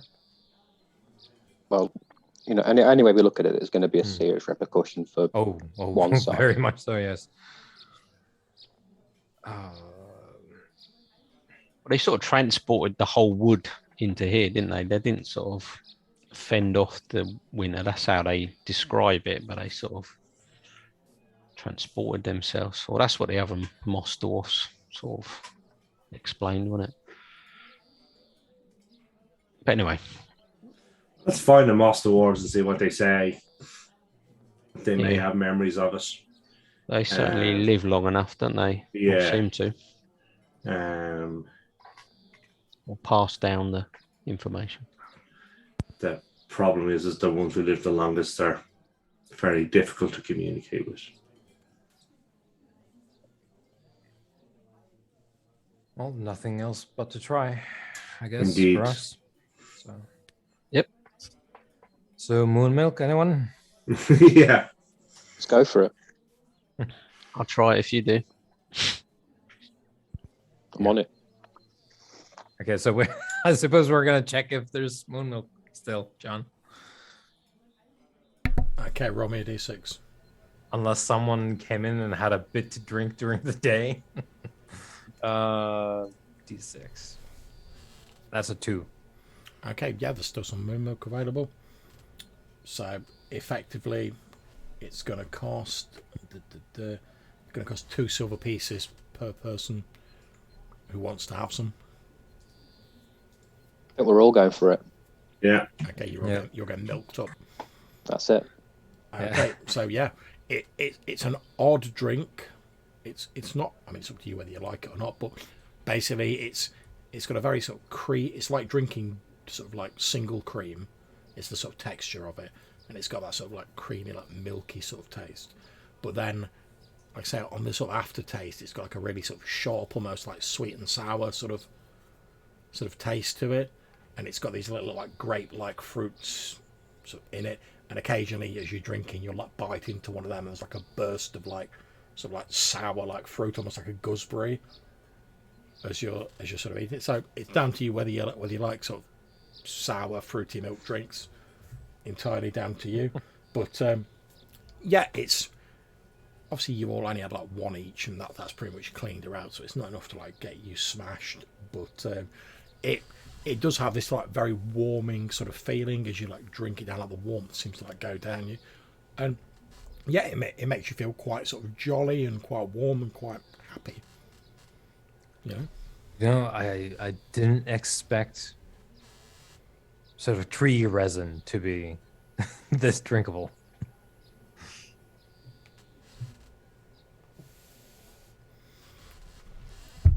okay. So I think we have a sort of rest, I guess, for the first time in weeks. Yeah, And so obviously, like I say, you've still got your rooms booked to the Poppycock. So yeah, you go to sleep. Anyone who needs to regain HP, you can regain like 1d3 HP, as per usual, with an evening of rest.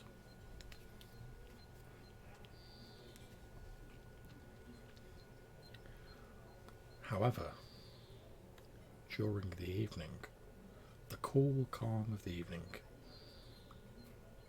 Malcolm, you're woke up in the middle of the night, and the rest of you roll a d6. Brock and Weimar, if you get a 1, you're also woken up by this. Quentin, if you get a 1 or 2, you're also woken up by this. If you're awake, it's up to you how you react.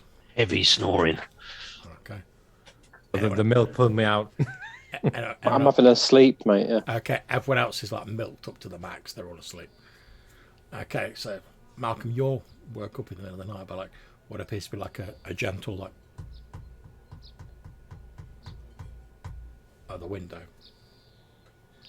Okay, so I will, I guess, get up and what? Is it a window in the roof or is it like a? It's just like in the wall. All right, okay. So I guess I'll A open small the. like little glass window. I'll just open the shutter and see what I can see. Okay, as you move towards the window, you can see there appears to be like a white owl, like pecking with its beak, like quite gently at the glass. As you sort of move over to open the window, it flutters away from the window, and as you sort of like peer out, you see sort of like stood outside the Poppycock Inn is what appears to be an incredibly beautiful and obviously elven woman with like long silver hair. She appears to be wearing armor that looks as though it's made of metal, but like the metal's like stylized like snowflakes that are like linked together, and there's like a very sort of voluptuous, like very sort of upper class looking like white robe sort of flowing out from the bottom of it, and she sort of holds a hand out like that, and the owl like flutters down and rests on her hand. Okay. Sorry. Sorry, say again. Are we on the first floor? Yeah. So I guess I'll jump out the window and do my best to land super cool, like. That's not a problem with your decks. When you actually make a roll, you jump out, you land, spring back up to your feet. You see like as you're landing, like the woman appears to like perhaps nuzzle or like whisper something to the owl, and then she goes like that, and it flutters off into the distance. And she turns towards you and smiles at the moonlight shining on this armor, reflecting the different snowflakes. And she looks at you and says, I greet you in the name of the rising sun. I return your greeting. And might I have the privilege of knowing to whom I speak? I am a Malcolm Harp of the Wolf Clan. She like looks at you like she looks a bit puzzled when you say that, and she's like, that is your name. It is. I came here from another world. She sort of raises an eyebrow, and then she says, I am Snowblight Winterfrost. And she holds out a hand. Right, Winter. And I'll just shake her hand. Or I guess kiss it like she's a lady. Yeah. You kiss her hand, and as you take a hand, you notice like her hand is like quite cold, like she'd had it in like a bucket of ice water. Not like, oh, it's painful, it's causing you damage. Yeah. It's very cold. Okay. She smiles, nods, and then says, My people tell me that you are interested in, shall we say, removing certain problematic items from the bounds of the Dolmenwood. Your people are well informed. Yes, there are many creatures which speak to us within the Dolmenwood, although we are not now what we once were. Indeed. And this particular item causes you some concern?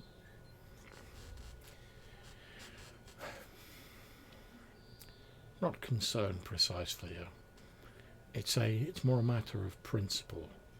You see, many years ago, as humans reckon things, my liege lord was the ruler of all of these lands that you can see stretching from the Nagwood in the north to the far south of the Dolmenwood.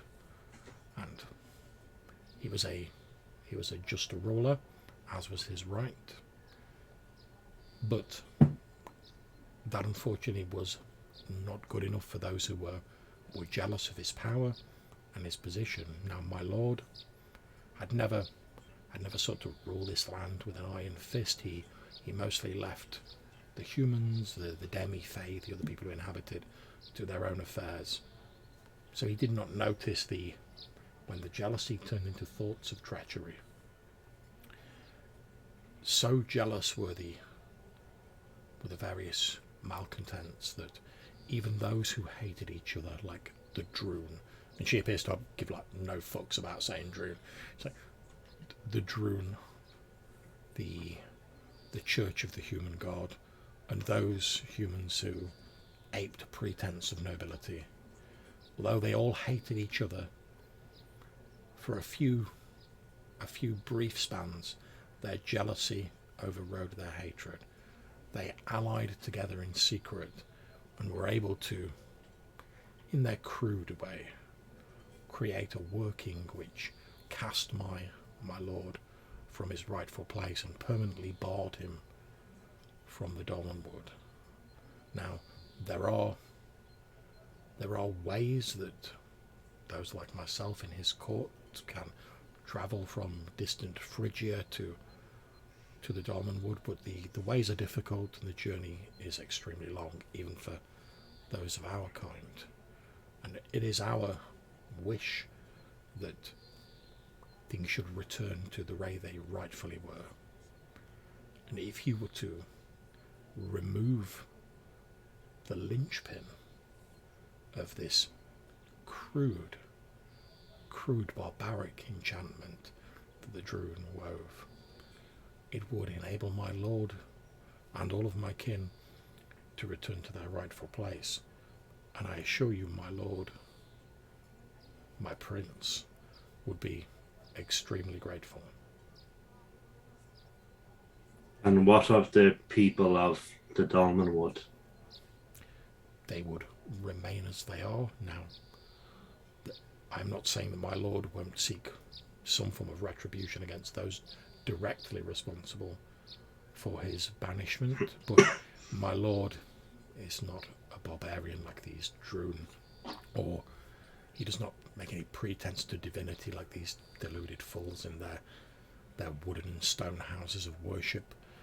But he recognises that the vast majority of people living within the Dolmenwood had no part in his unjust banishment. So there is no retribution needed against them. And how many years has your prince been banished? Many thousands of years, as the humans reckon it. Since the time when the Dolmenwood was taken from its original home and was brought here. And would removing this linchpin return Dolmenwood to its home? That is our belief. The Dolmenwood would, as you can see, look around this state of affairs, this permanent spring or autumn that these woods exist in, is not natural. Everything has its time, its ebb and its flow. Spring is supposed to precede summer. Autumn comes after, and then there is winter, and the cycle repeats. That is how things are supposed to work. But for all their pretense of being guardians of this great woodland, in their hubris, the Droon believe that they know better than the cycles of the world, and they have so divorced this place from the natural flow of things that the people in here, in this Dolmenwood, barely even remember what winter is, let alone any of the other seasons. For this place is held in a sort of an unchanging stasis. This is not the way things are supposed to be, Malcolm Harp. And would your prince would return to the Dolmenwood and the Dolmenwood would return to its original location, and your prince would return to that location? Not in the way I believe you are implying. And forgive me if I'm not explaining myself correctly. It has been some time since I have conversed in Low Elvish. And she says something in this musical, like, lilting language, which sounds like amazing, but you don't understand it. It says, I'm a little unfamiliar with it, but my prince is not my prince is winter. Therefore, wherever winter is, that is where my prince reigns.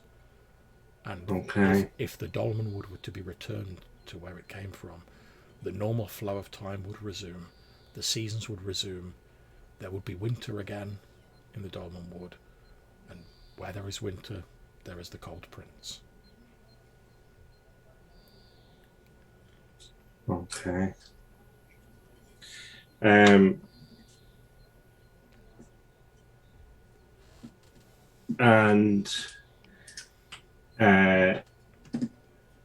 the Cold Prince would reward one such as I who might complete this task.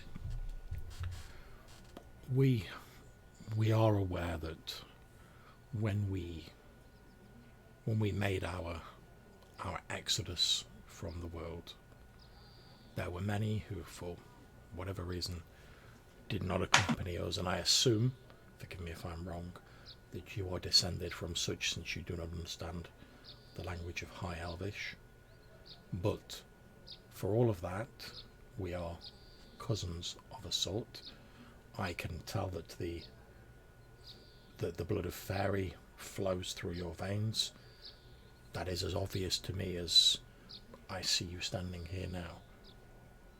My prince is simply concerned with the rightful order of things being restored. He is a force of nature that has been barred from the cycle of being in this place. As one of the lords of the Fae, I'm sure you can appreciate that the generosity and the gratitude of my prince could be a great boon to you,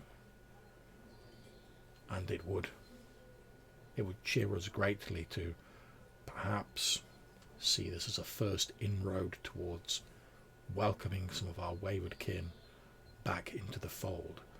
There is much we could teach you, and perhaps there is much we could learn from yourselves.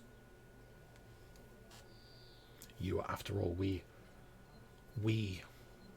move through this world like visitors. We watch, we see, we experience, but we do not belong. Whereas, and I mean no disrespect, you and presumably your people are more a part of this world. You are anchored to it.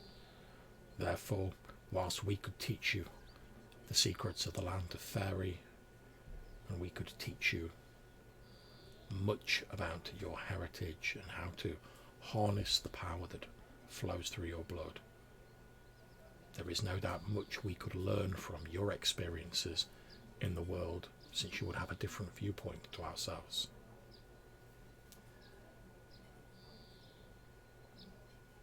I'm afraid you're muted, Malcolm Harp. Are you struck silent? And can you tell me where this item is, where this enchantment was enacted? I cannot tell you exactly where it is, for the enchantment bars even our awareness but from what we have been able to learn, and again, forgive me if I sound like I'm being patronising here, there are, way back in the ancient days when our people were more numerous, there are lines of force, of energies that flow through the world. And back in the ancient days, where these lines crossed, where the borders between worlds were thin, where enchantment was ascendant, great stone monoliths were raised to mark those points. And that was the case in Dolmenwood, as it was in the rest of the world. It is our belief that far to the west, the Droon have somehow been able to corrupt and redirect these flows of energy through the item which you seek to effectively, permanently empower this enchantment that makes a mockery of the natural cycle and bars my prince from these lands. Well, it seems we both benefit from the removal of this object. So I hope that we can assist each other in this matter. At which point she reaches down and she takes one of these, like, just like pulls one of these like metal snowflakes off her armor, and she sort of holds it out to you, and you see like it's like wafer thin, but it is made of metal, and she holds it out to you, and he says, if you should wish to contact me, should you choose to accept our offer, or should you require any assistance, although bear in mind we are, until the item is removed, we are extremely limited in this area. But should you come across any of my kind or require to contact me, you have merely to hold this token and think my name. Okay. Well, thank you very much, Snowblight Winterfrost, and I shall treasure this token. Until we meet again. And she like claps her hands together like once, and as she does, there's like suddenly this like howling wind like gusts through the area that you're stood in, and like leaves and like twigs and everything blow around, causing you to like sort of cover your face to like stop all this shite blowing in your face. And when you take your hands away, she's gone, and there's just like a tiny little scattering of snow on the ground where she was standing. Okay.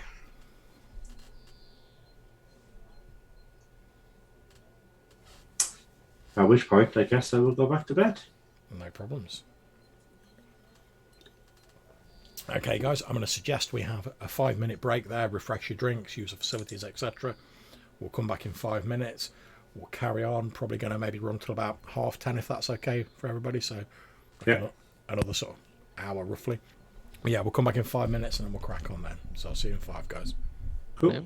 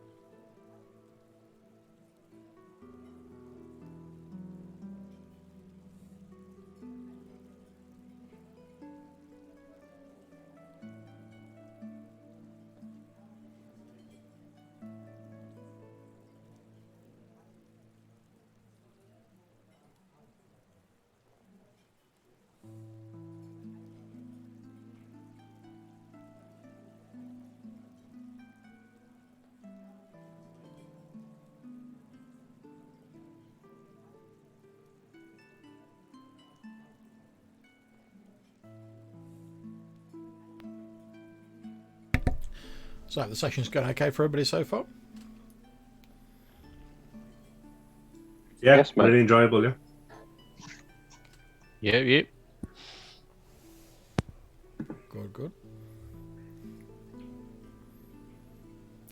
Obviously, as you guys can see, I've sort of moved you back onto the main Dolmenwood map, ready for your travelling.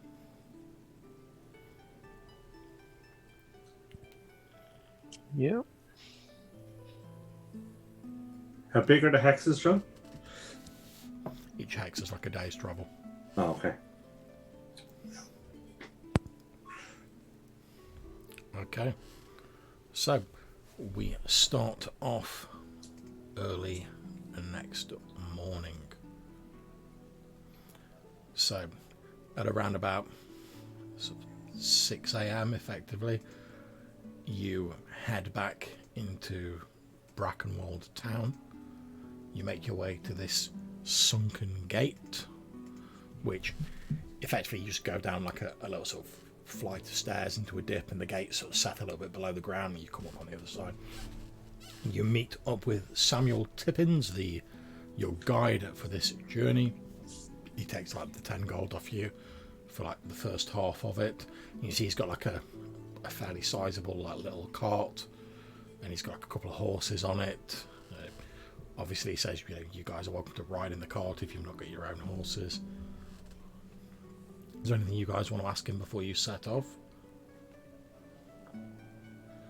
No, but I guess sometime before we left, I would have told the guys that I met an elf who... Well, I'll tell you what, go for it. We'll have that conversation now. So as we're having our breakfast, I had a visitor last night, a strange elf lady, who said her prince was Winter, and who indicated that if the green sword, the green blade, was removed from its current location, that the Dolmenwood would be transported back to Valconen, along with all of the people in it. And the elves are keen to see the seasons return to normal in Valconen, rather than staying here in this perpetual autumn, which disturbs them for many reasons. That the season doesn't change, but also that there's no winter, for it seems they are servants of the winter. So I guess I know not how trusting we can be of these elves, but they may be of assistance if we can find the sword and need help to extract it.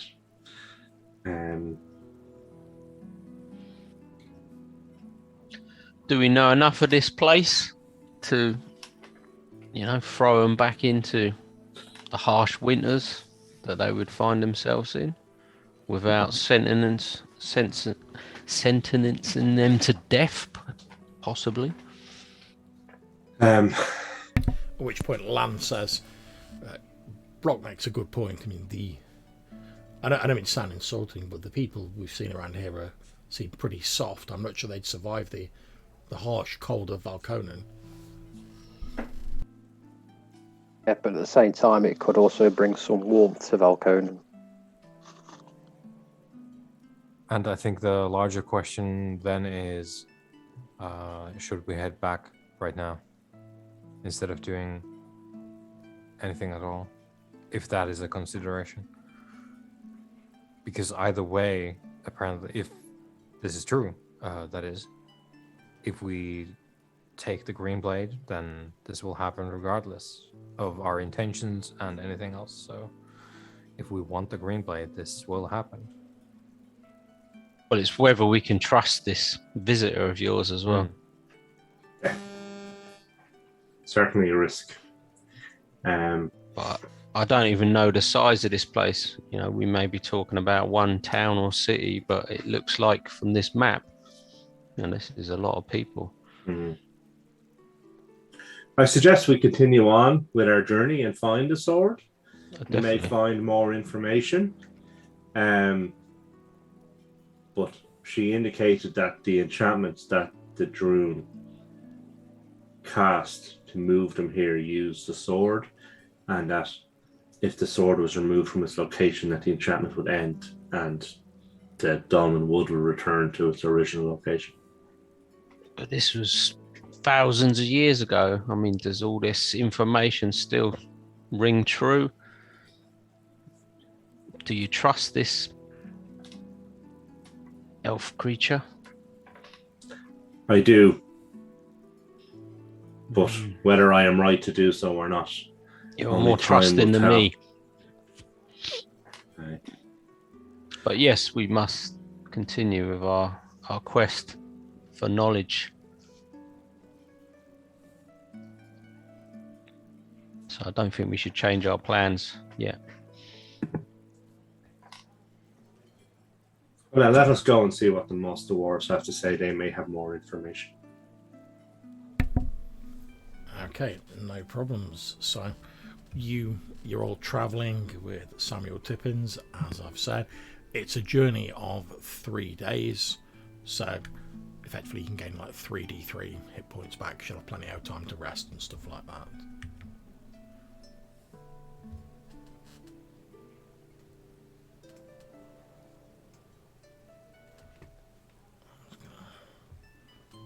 Reveal a bit more of the map. So you're travelling.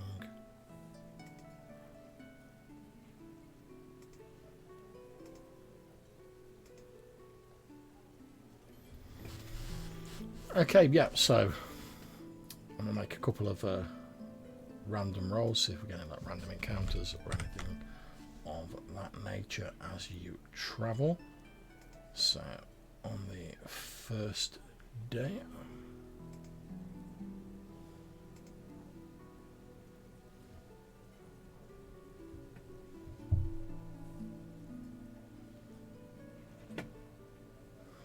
so on the first day, nothing particularly untoward happens.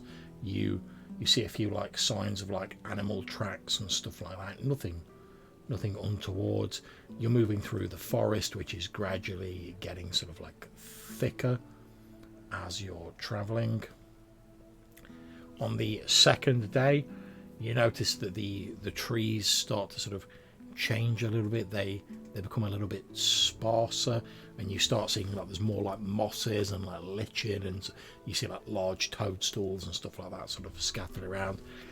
Samuel Tippins is like, we'll see you up, Swallow, first thing tomorrow morning. And he's like pointing out like, oh, you see this moss and these mushrooms? That's how you can tell you're getting close to Orb Swallow. general conversation and stuff like that. Again, you see signs of animals, nothing particularly untoward, nothing startling. At the start of the third day, as you're sort of continuing to travel, obviously you're also like resting in the wagon and whatever, you're taking it in turns to sort of like drive effectively. At the start of the third day, you hear a shout early in the morning, like the sun's just coming up, from Samuel Tippins, and he's like, there we go, look, there's Orb Swallow, and he sort of like points a little bit ahead to where the trees sort of break out a little, and you can see what appear to be like 3 sort of clusters of like huts built with like thatched roofs and built out of like covered in moss and like almost like they're built out of like driftwood and detritus, and each of these clusters of huts, they're quite primitive, seems to be built around like a large central tree, but each of these trees looks quite different from each other, and they don't look like the surrounding trees of the Dolmenwood. As you're sort of getting closer, you can see a number of these small like dwarven creatures, like big mossy beards. Some of them have like mushrooms growing on them. They're all wearing like armor made out of wood, or they're wearing clothes made out of pine cones, and they're also like moving around. You see some of them are moving like fairly normal pace, whereas some of them are moving like really slowly. And as you continue in, like Samuel Tippins sort of like points at a sort of small building that appears to be in the centre of this like cluster of cottages, and he's like, oh, you see that there? That's the giant Toadstool Brewery. That's where I do most of my business.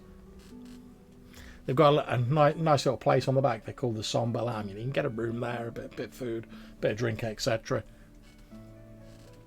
It's a bit more comfortable because obviously they've built it for like people like me coming into trade. So it's still a bit odd. I'm not going to lie. They're moss dwarves. They don't really think like us, but they've done their best to like make what they think is a normal tavern.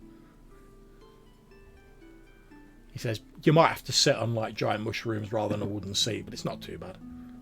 Yeah, we'll be sure to check it out after we have seen to our business. Yeah, and he says that tree over there, that's the milk tree, I think. Yeah, that's the milk tree. That one over there is the moon tree, and that's the pipe tree. And he sort of slowly slows down to a stop, and he's like shouting to a few of these moss dwarves who he obviously knows. And he's like, well, I'm gonna go and get myself sorted out at the Somber Lamb. I'm planning on staying there. I've got some business to do. So I've got you here safely. So if you don't mind. Yeah, then I'll throw him the other 20. Yeah. Or the other 10. He takes the other 10 off you. And he's like, well, pleasure doing business with you. And he says, right, I'm going to go and get myself some quarters sorted out and doing like my business. I'll leave you to yours. Have a good one. Yeah, indeed. He sort of like parks his cart and he like heads off towards this 3 Toadstools brewery / inn that he pointed out to you.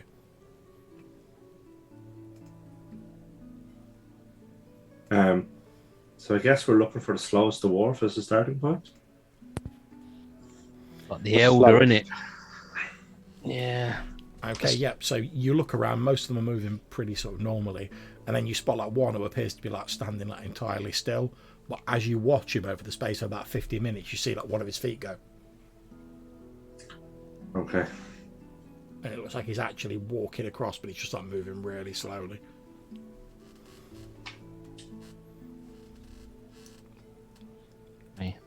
He looks like a good candidate.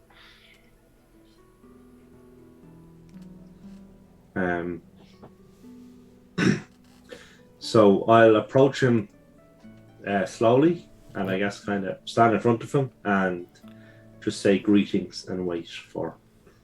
Yeah, you wait for about 15 minutes. He sort of stops as you get in front of him. After about 15 minutes, he goes and looks up at you. Greetings.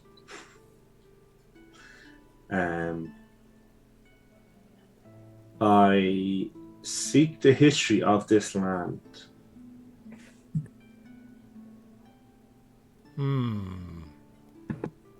The history of this land. Orb Swallow. The Dolmenwood. The Dolmenwood. What is it you want to know? I wish to understand how the Dolmenwood was transported to this place. Okay, I'm going to resume talking at normal speed. Yeah. Just assume that everything I'm saying is this like most stuff is like really slow. Just because otherwise it will take a bit like 2 hours to You're get all like like, a yeah, sentence yeah. out. Yeah.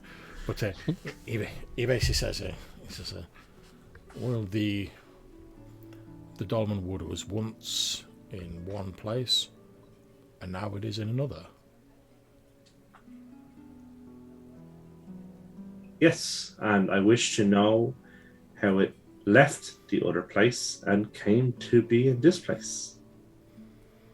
From what we understand, there was a great winter, and those who would eventually become known as the Droon, they wove a mighty working that transported this place and those within it outside the reach of the cruel winter. And know you where this happened? How do you mean? Where did the Druid perform this ceremony? We believe it was in the west of the Dolmenwood. And are the Druid nearby? The Droon are spread throughout the Dolmenwood. They see themselves as custodians of the ancient places of the woodland, and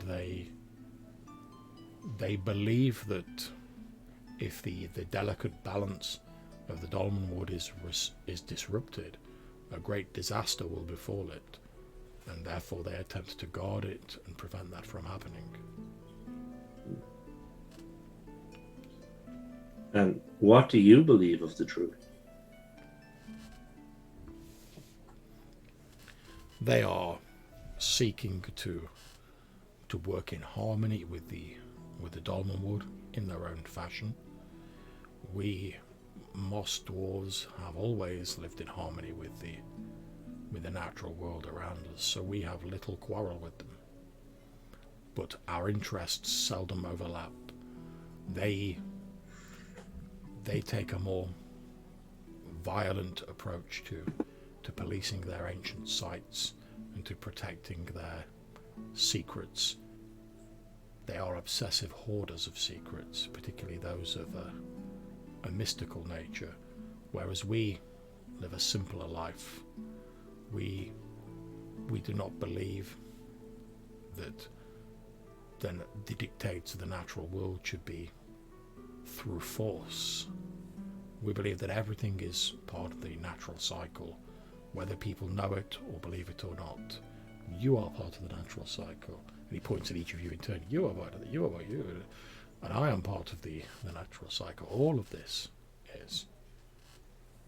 And we, because we are part of nature and we live in it, it flourishes on our very fleshly gestures like several patches of moss and like mushrooms growing in themselves.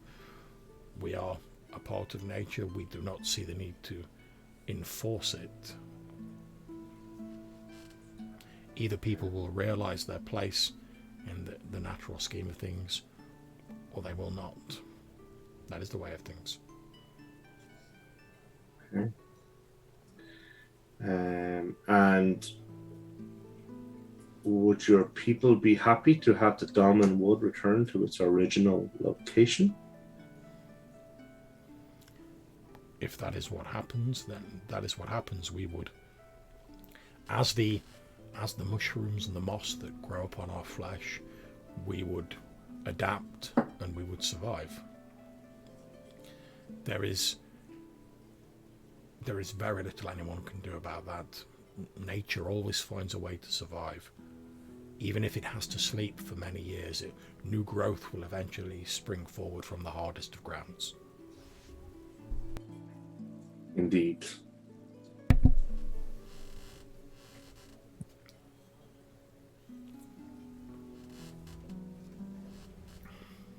So while this like very long conversation is going on, what are the rest of you guys doing?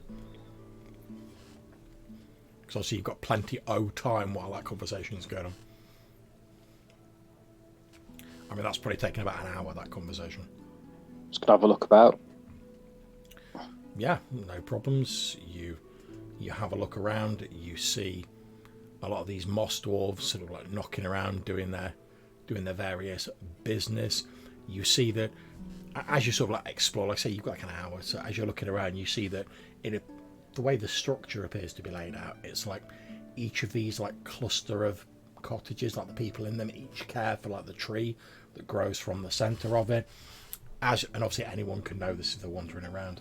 As you look at the tree that Samuel identified as the milk tree, you can see it's got those large like grape-like fruits that you saw in the drink you had, sort of hanging from it, and the sort of low-hanging fruits on the tree appear to be like significantly larger, like the size of a watermelon. And as you watch, you will at some point see a moss dwarf like take out like a small bowl. They cut one of these fruits open, and then it appears to be filled with like a substance that's halfway between like a yogurt and like a sort of cottage cheese. This sort of white substance, and they like pour it into the bowl, and then they sort of like dig the remains, like the husk of the fruit, like back into the base of the tree, almost like to like fertilize it. And they take this like milk, that's like a more condensed version of what you drank, sort of away. The one that's identified as the moon tree, it's like this large, elegant, like birch-like tree. You can see various different fruits growing. At first you think it's like maybe they've grafted somewhat like a number of trees together, so all the fruits look different. But as you look at it, you eventually realise like the fruits on the tree at various different levels, they're all like the shape of one of like the phases of the moon. And as you watch, you see like moss dwarves sort of gathering these, and they seem to be quite at home, scrambling up and down the trees. They're gathering down, and you watch as they're sort of like grinding these different fruits down and into like a paste, and each time they do, each one produces like a different pigment. And then when you look around at those buildings around that tree, you see like some of the buildings are decorated with these different like colour pigments. And then finally the pipe tree, as it's been identified, again there's dwarves harvesting like fruits from there, and the fruits are like big hollow gourds almost, and you see they seem to be picking like the smaller one. And as you look at them, they literally, you see why it's called the pipe tree, because the fruits, once they've taken the stalks off and sliced off the end, literally look like a small like wooden smoking pipe. And they appear to be like harvesting them and like putting them in baskets and stuff like that.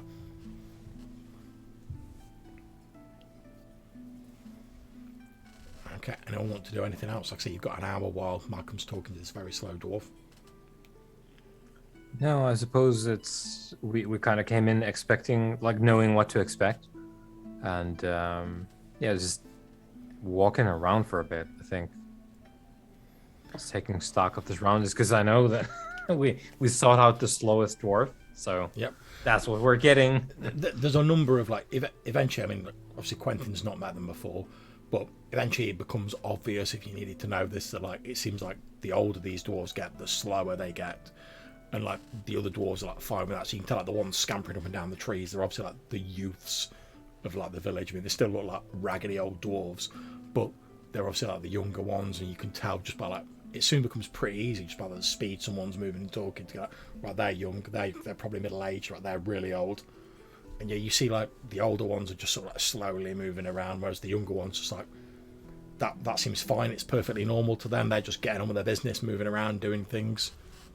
It's like the older dwarves, they seem to almost have like a more sort of like sort of ceremonial, I suppose, sort of like purpose, because they're not going to be going up and down trees and whatever. So most of the sort of like day-to-day running of Orb Swallow appears to be like the younger dwarves, and you might assume that they sort of go to the older ones when they like need to get some wisdom from them or something like that. But the older ones, they're a bit too slow for like the day-to-day running of the village.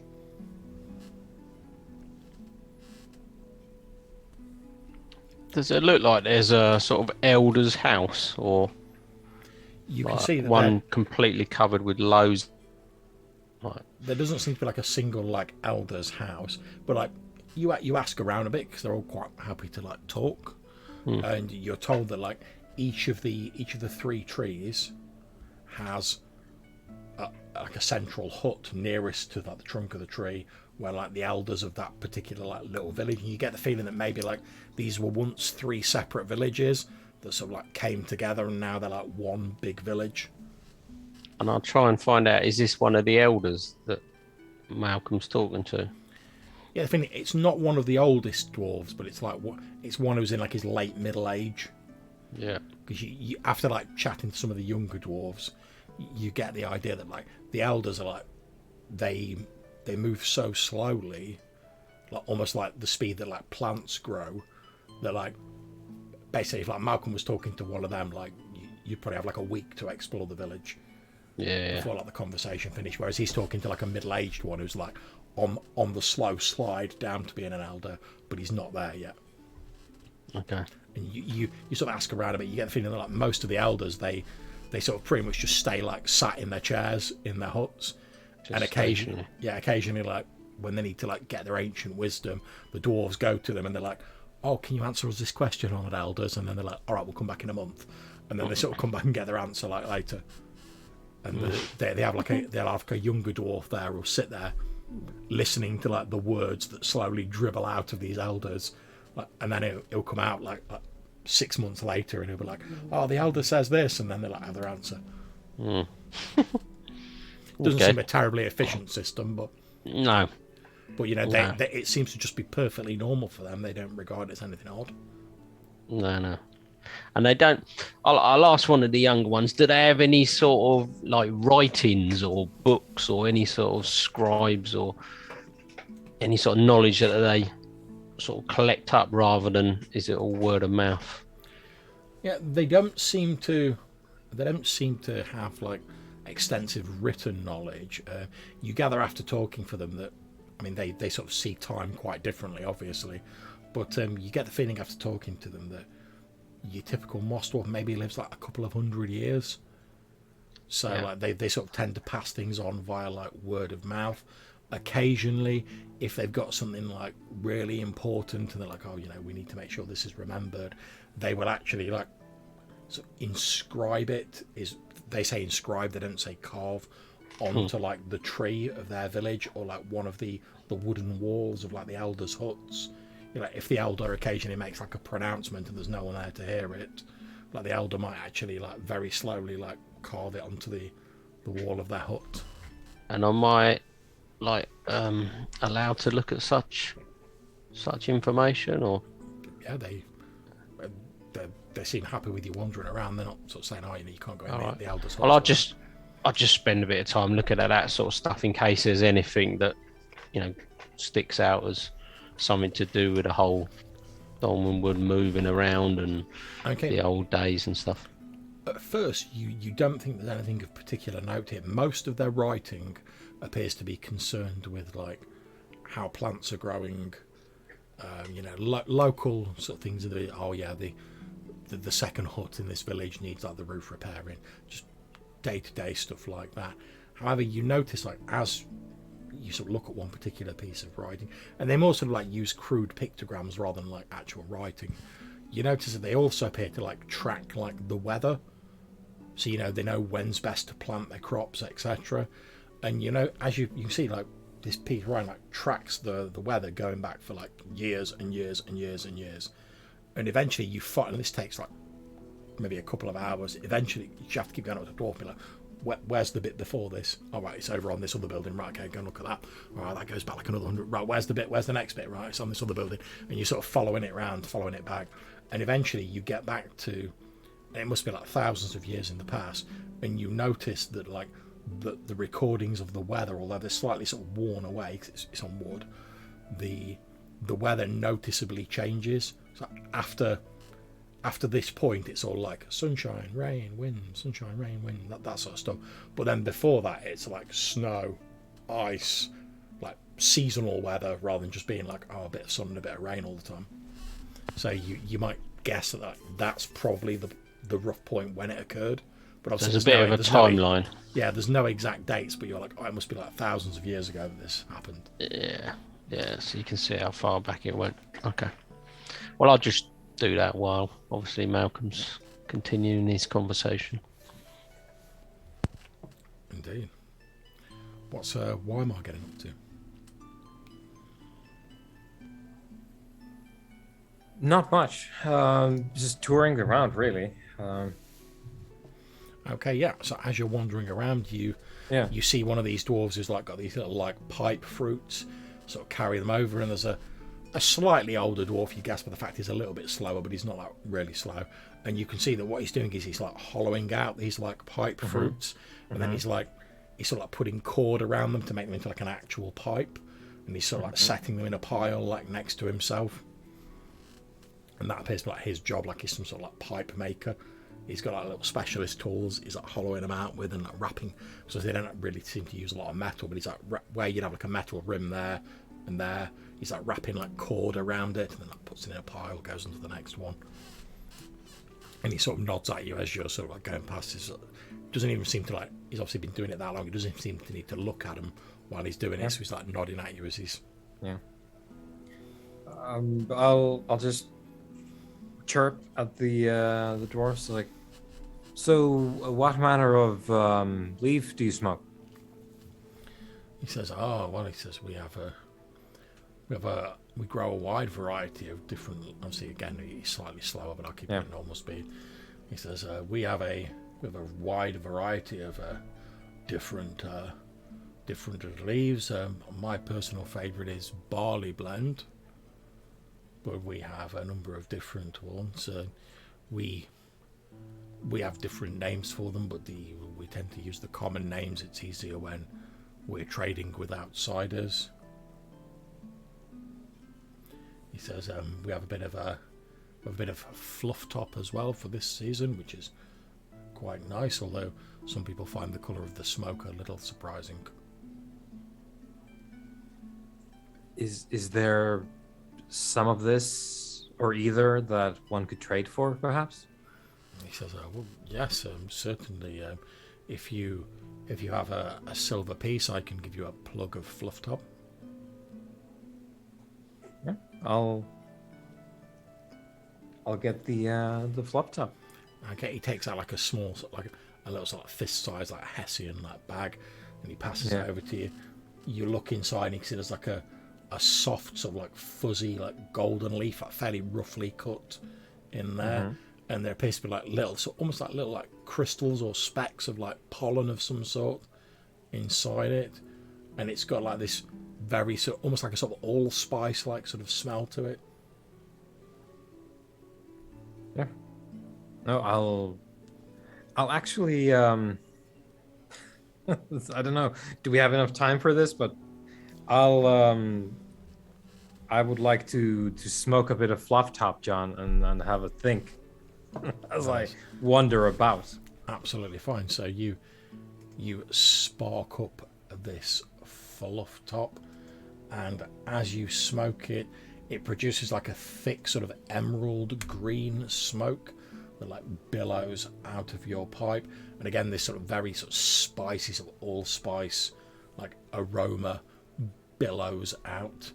And after you smoke it for a while, you start feeling like a little bit light-hearted, like some of the cares of the world have like washed off, you're feeling a little bit more positive, I suppose would be the way to describe it. And you want to ruminate. Yeah, contemplate existence. Okay, so obviously that's an intelligence check basically. Yeah. So. And what is it you're ruminating on as you sit there? With this emerald green smoke coming out. So. I suppose based on what we sort of have on the table so far, I would be pondering the best way to get the green blade No.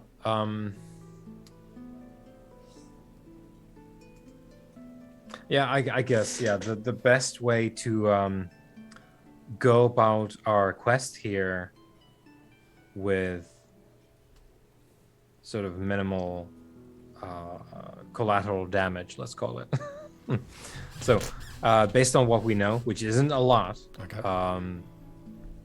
I guess what would be the best course of option and of getting the sword as we want to, and I suppose destroying as few lives as possible.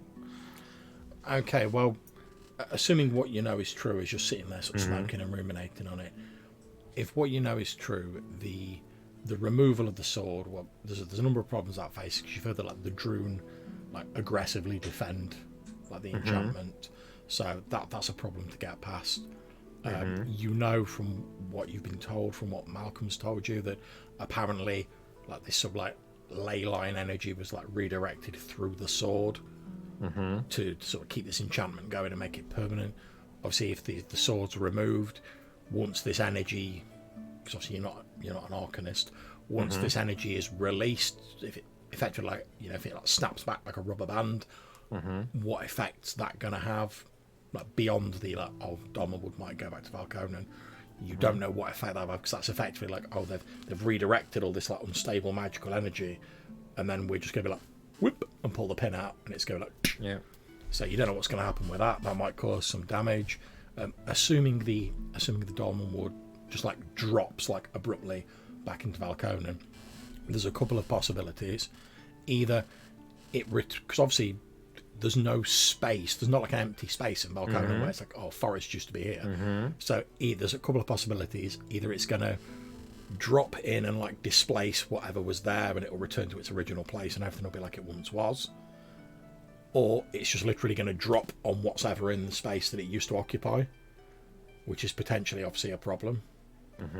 As Brock said as well, you've then got the issue of this autumnal deciduous forest is going to be like dropped into like subarctic conditions. These trees, they're not coniferous trees, they're not really built to survive that sort of weather. Obviously none of the people here are like wearing cold weather gear. It's not a thing. That they're not really prepared to survive in like the freezing cold like winters of Valconan, and even the summers of Valconan, because they're, to be honest, they're pretty cold compared to here. But if it drops in there, like, how are the people going to survive? They're going to have to like adapt very quickly. Are they going to have the resources and the ability and the know-how to do that? Because I say people here don't even really seem to know what winter is. So suddenly dropping them in, and you sort of like, all right, now you've all got to learn how to hunt in this strange new environment. You've got to get winter clothes. They would need a lot of like training very quickly to like minimize potential deaths there. Plus you've got the whole thing of from when you first came over to Valconan that many of the colonists who came over, that they got ill, they got like flus and colds and stuff like that because they weren't used to the climate. So you're going to have that sort of problem potentially as well. People getting sick because they're exposed to things they've not experienced here in the forest.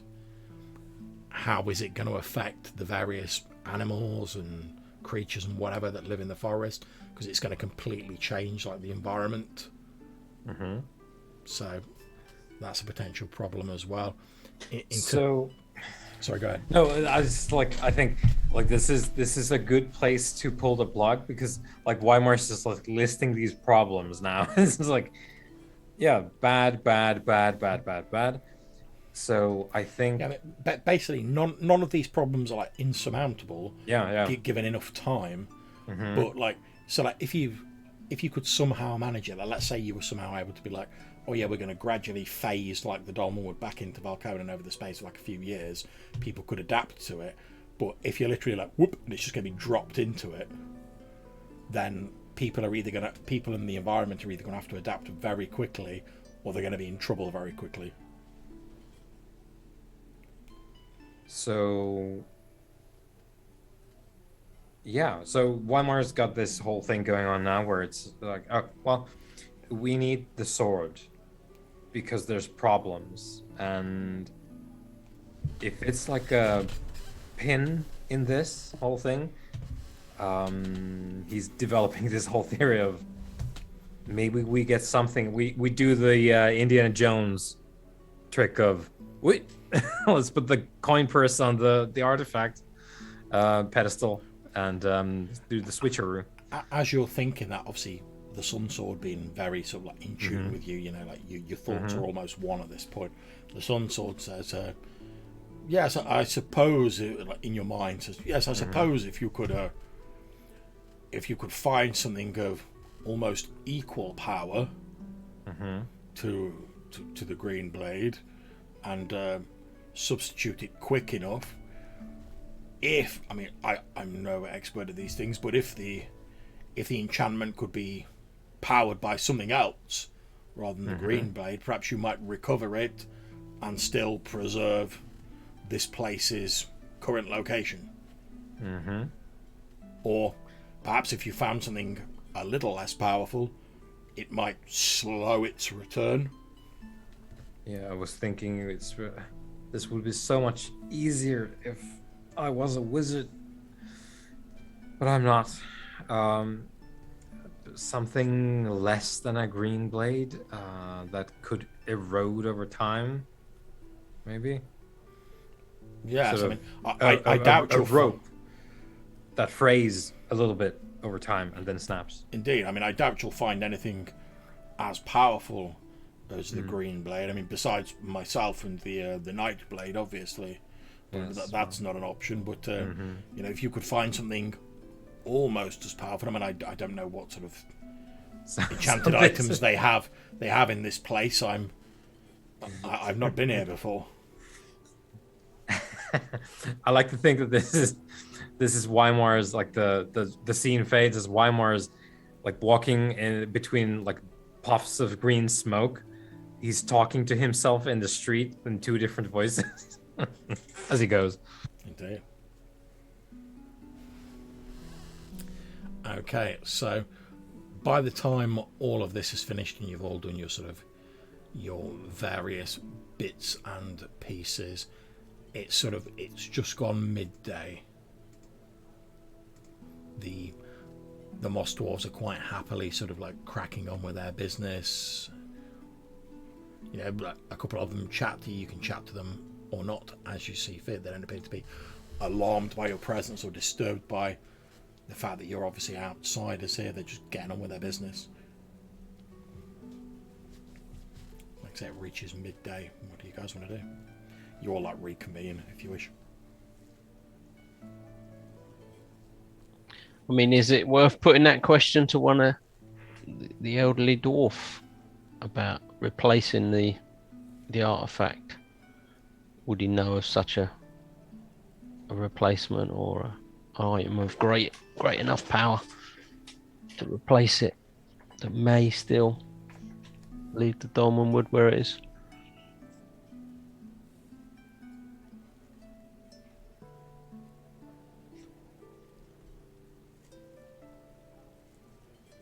Yeah, they don't seem to have any knowledge or understanding or interest even.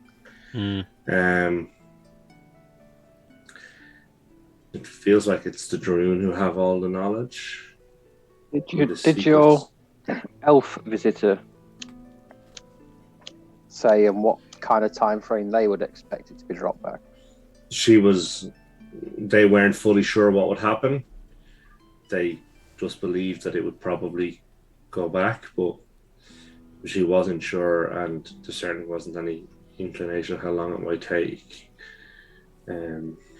See, I feel they've got their own motives and they don't really care about everyone else, I'll be honest. Because they want the Winter Prince back, don't they? And I think everybody's got their own motive.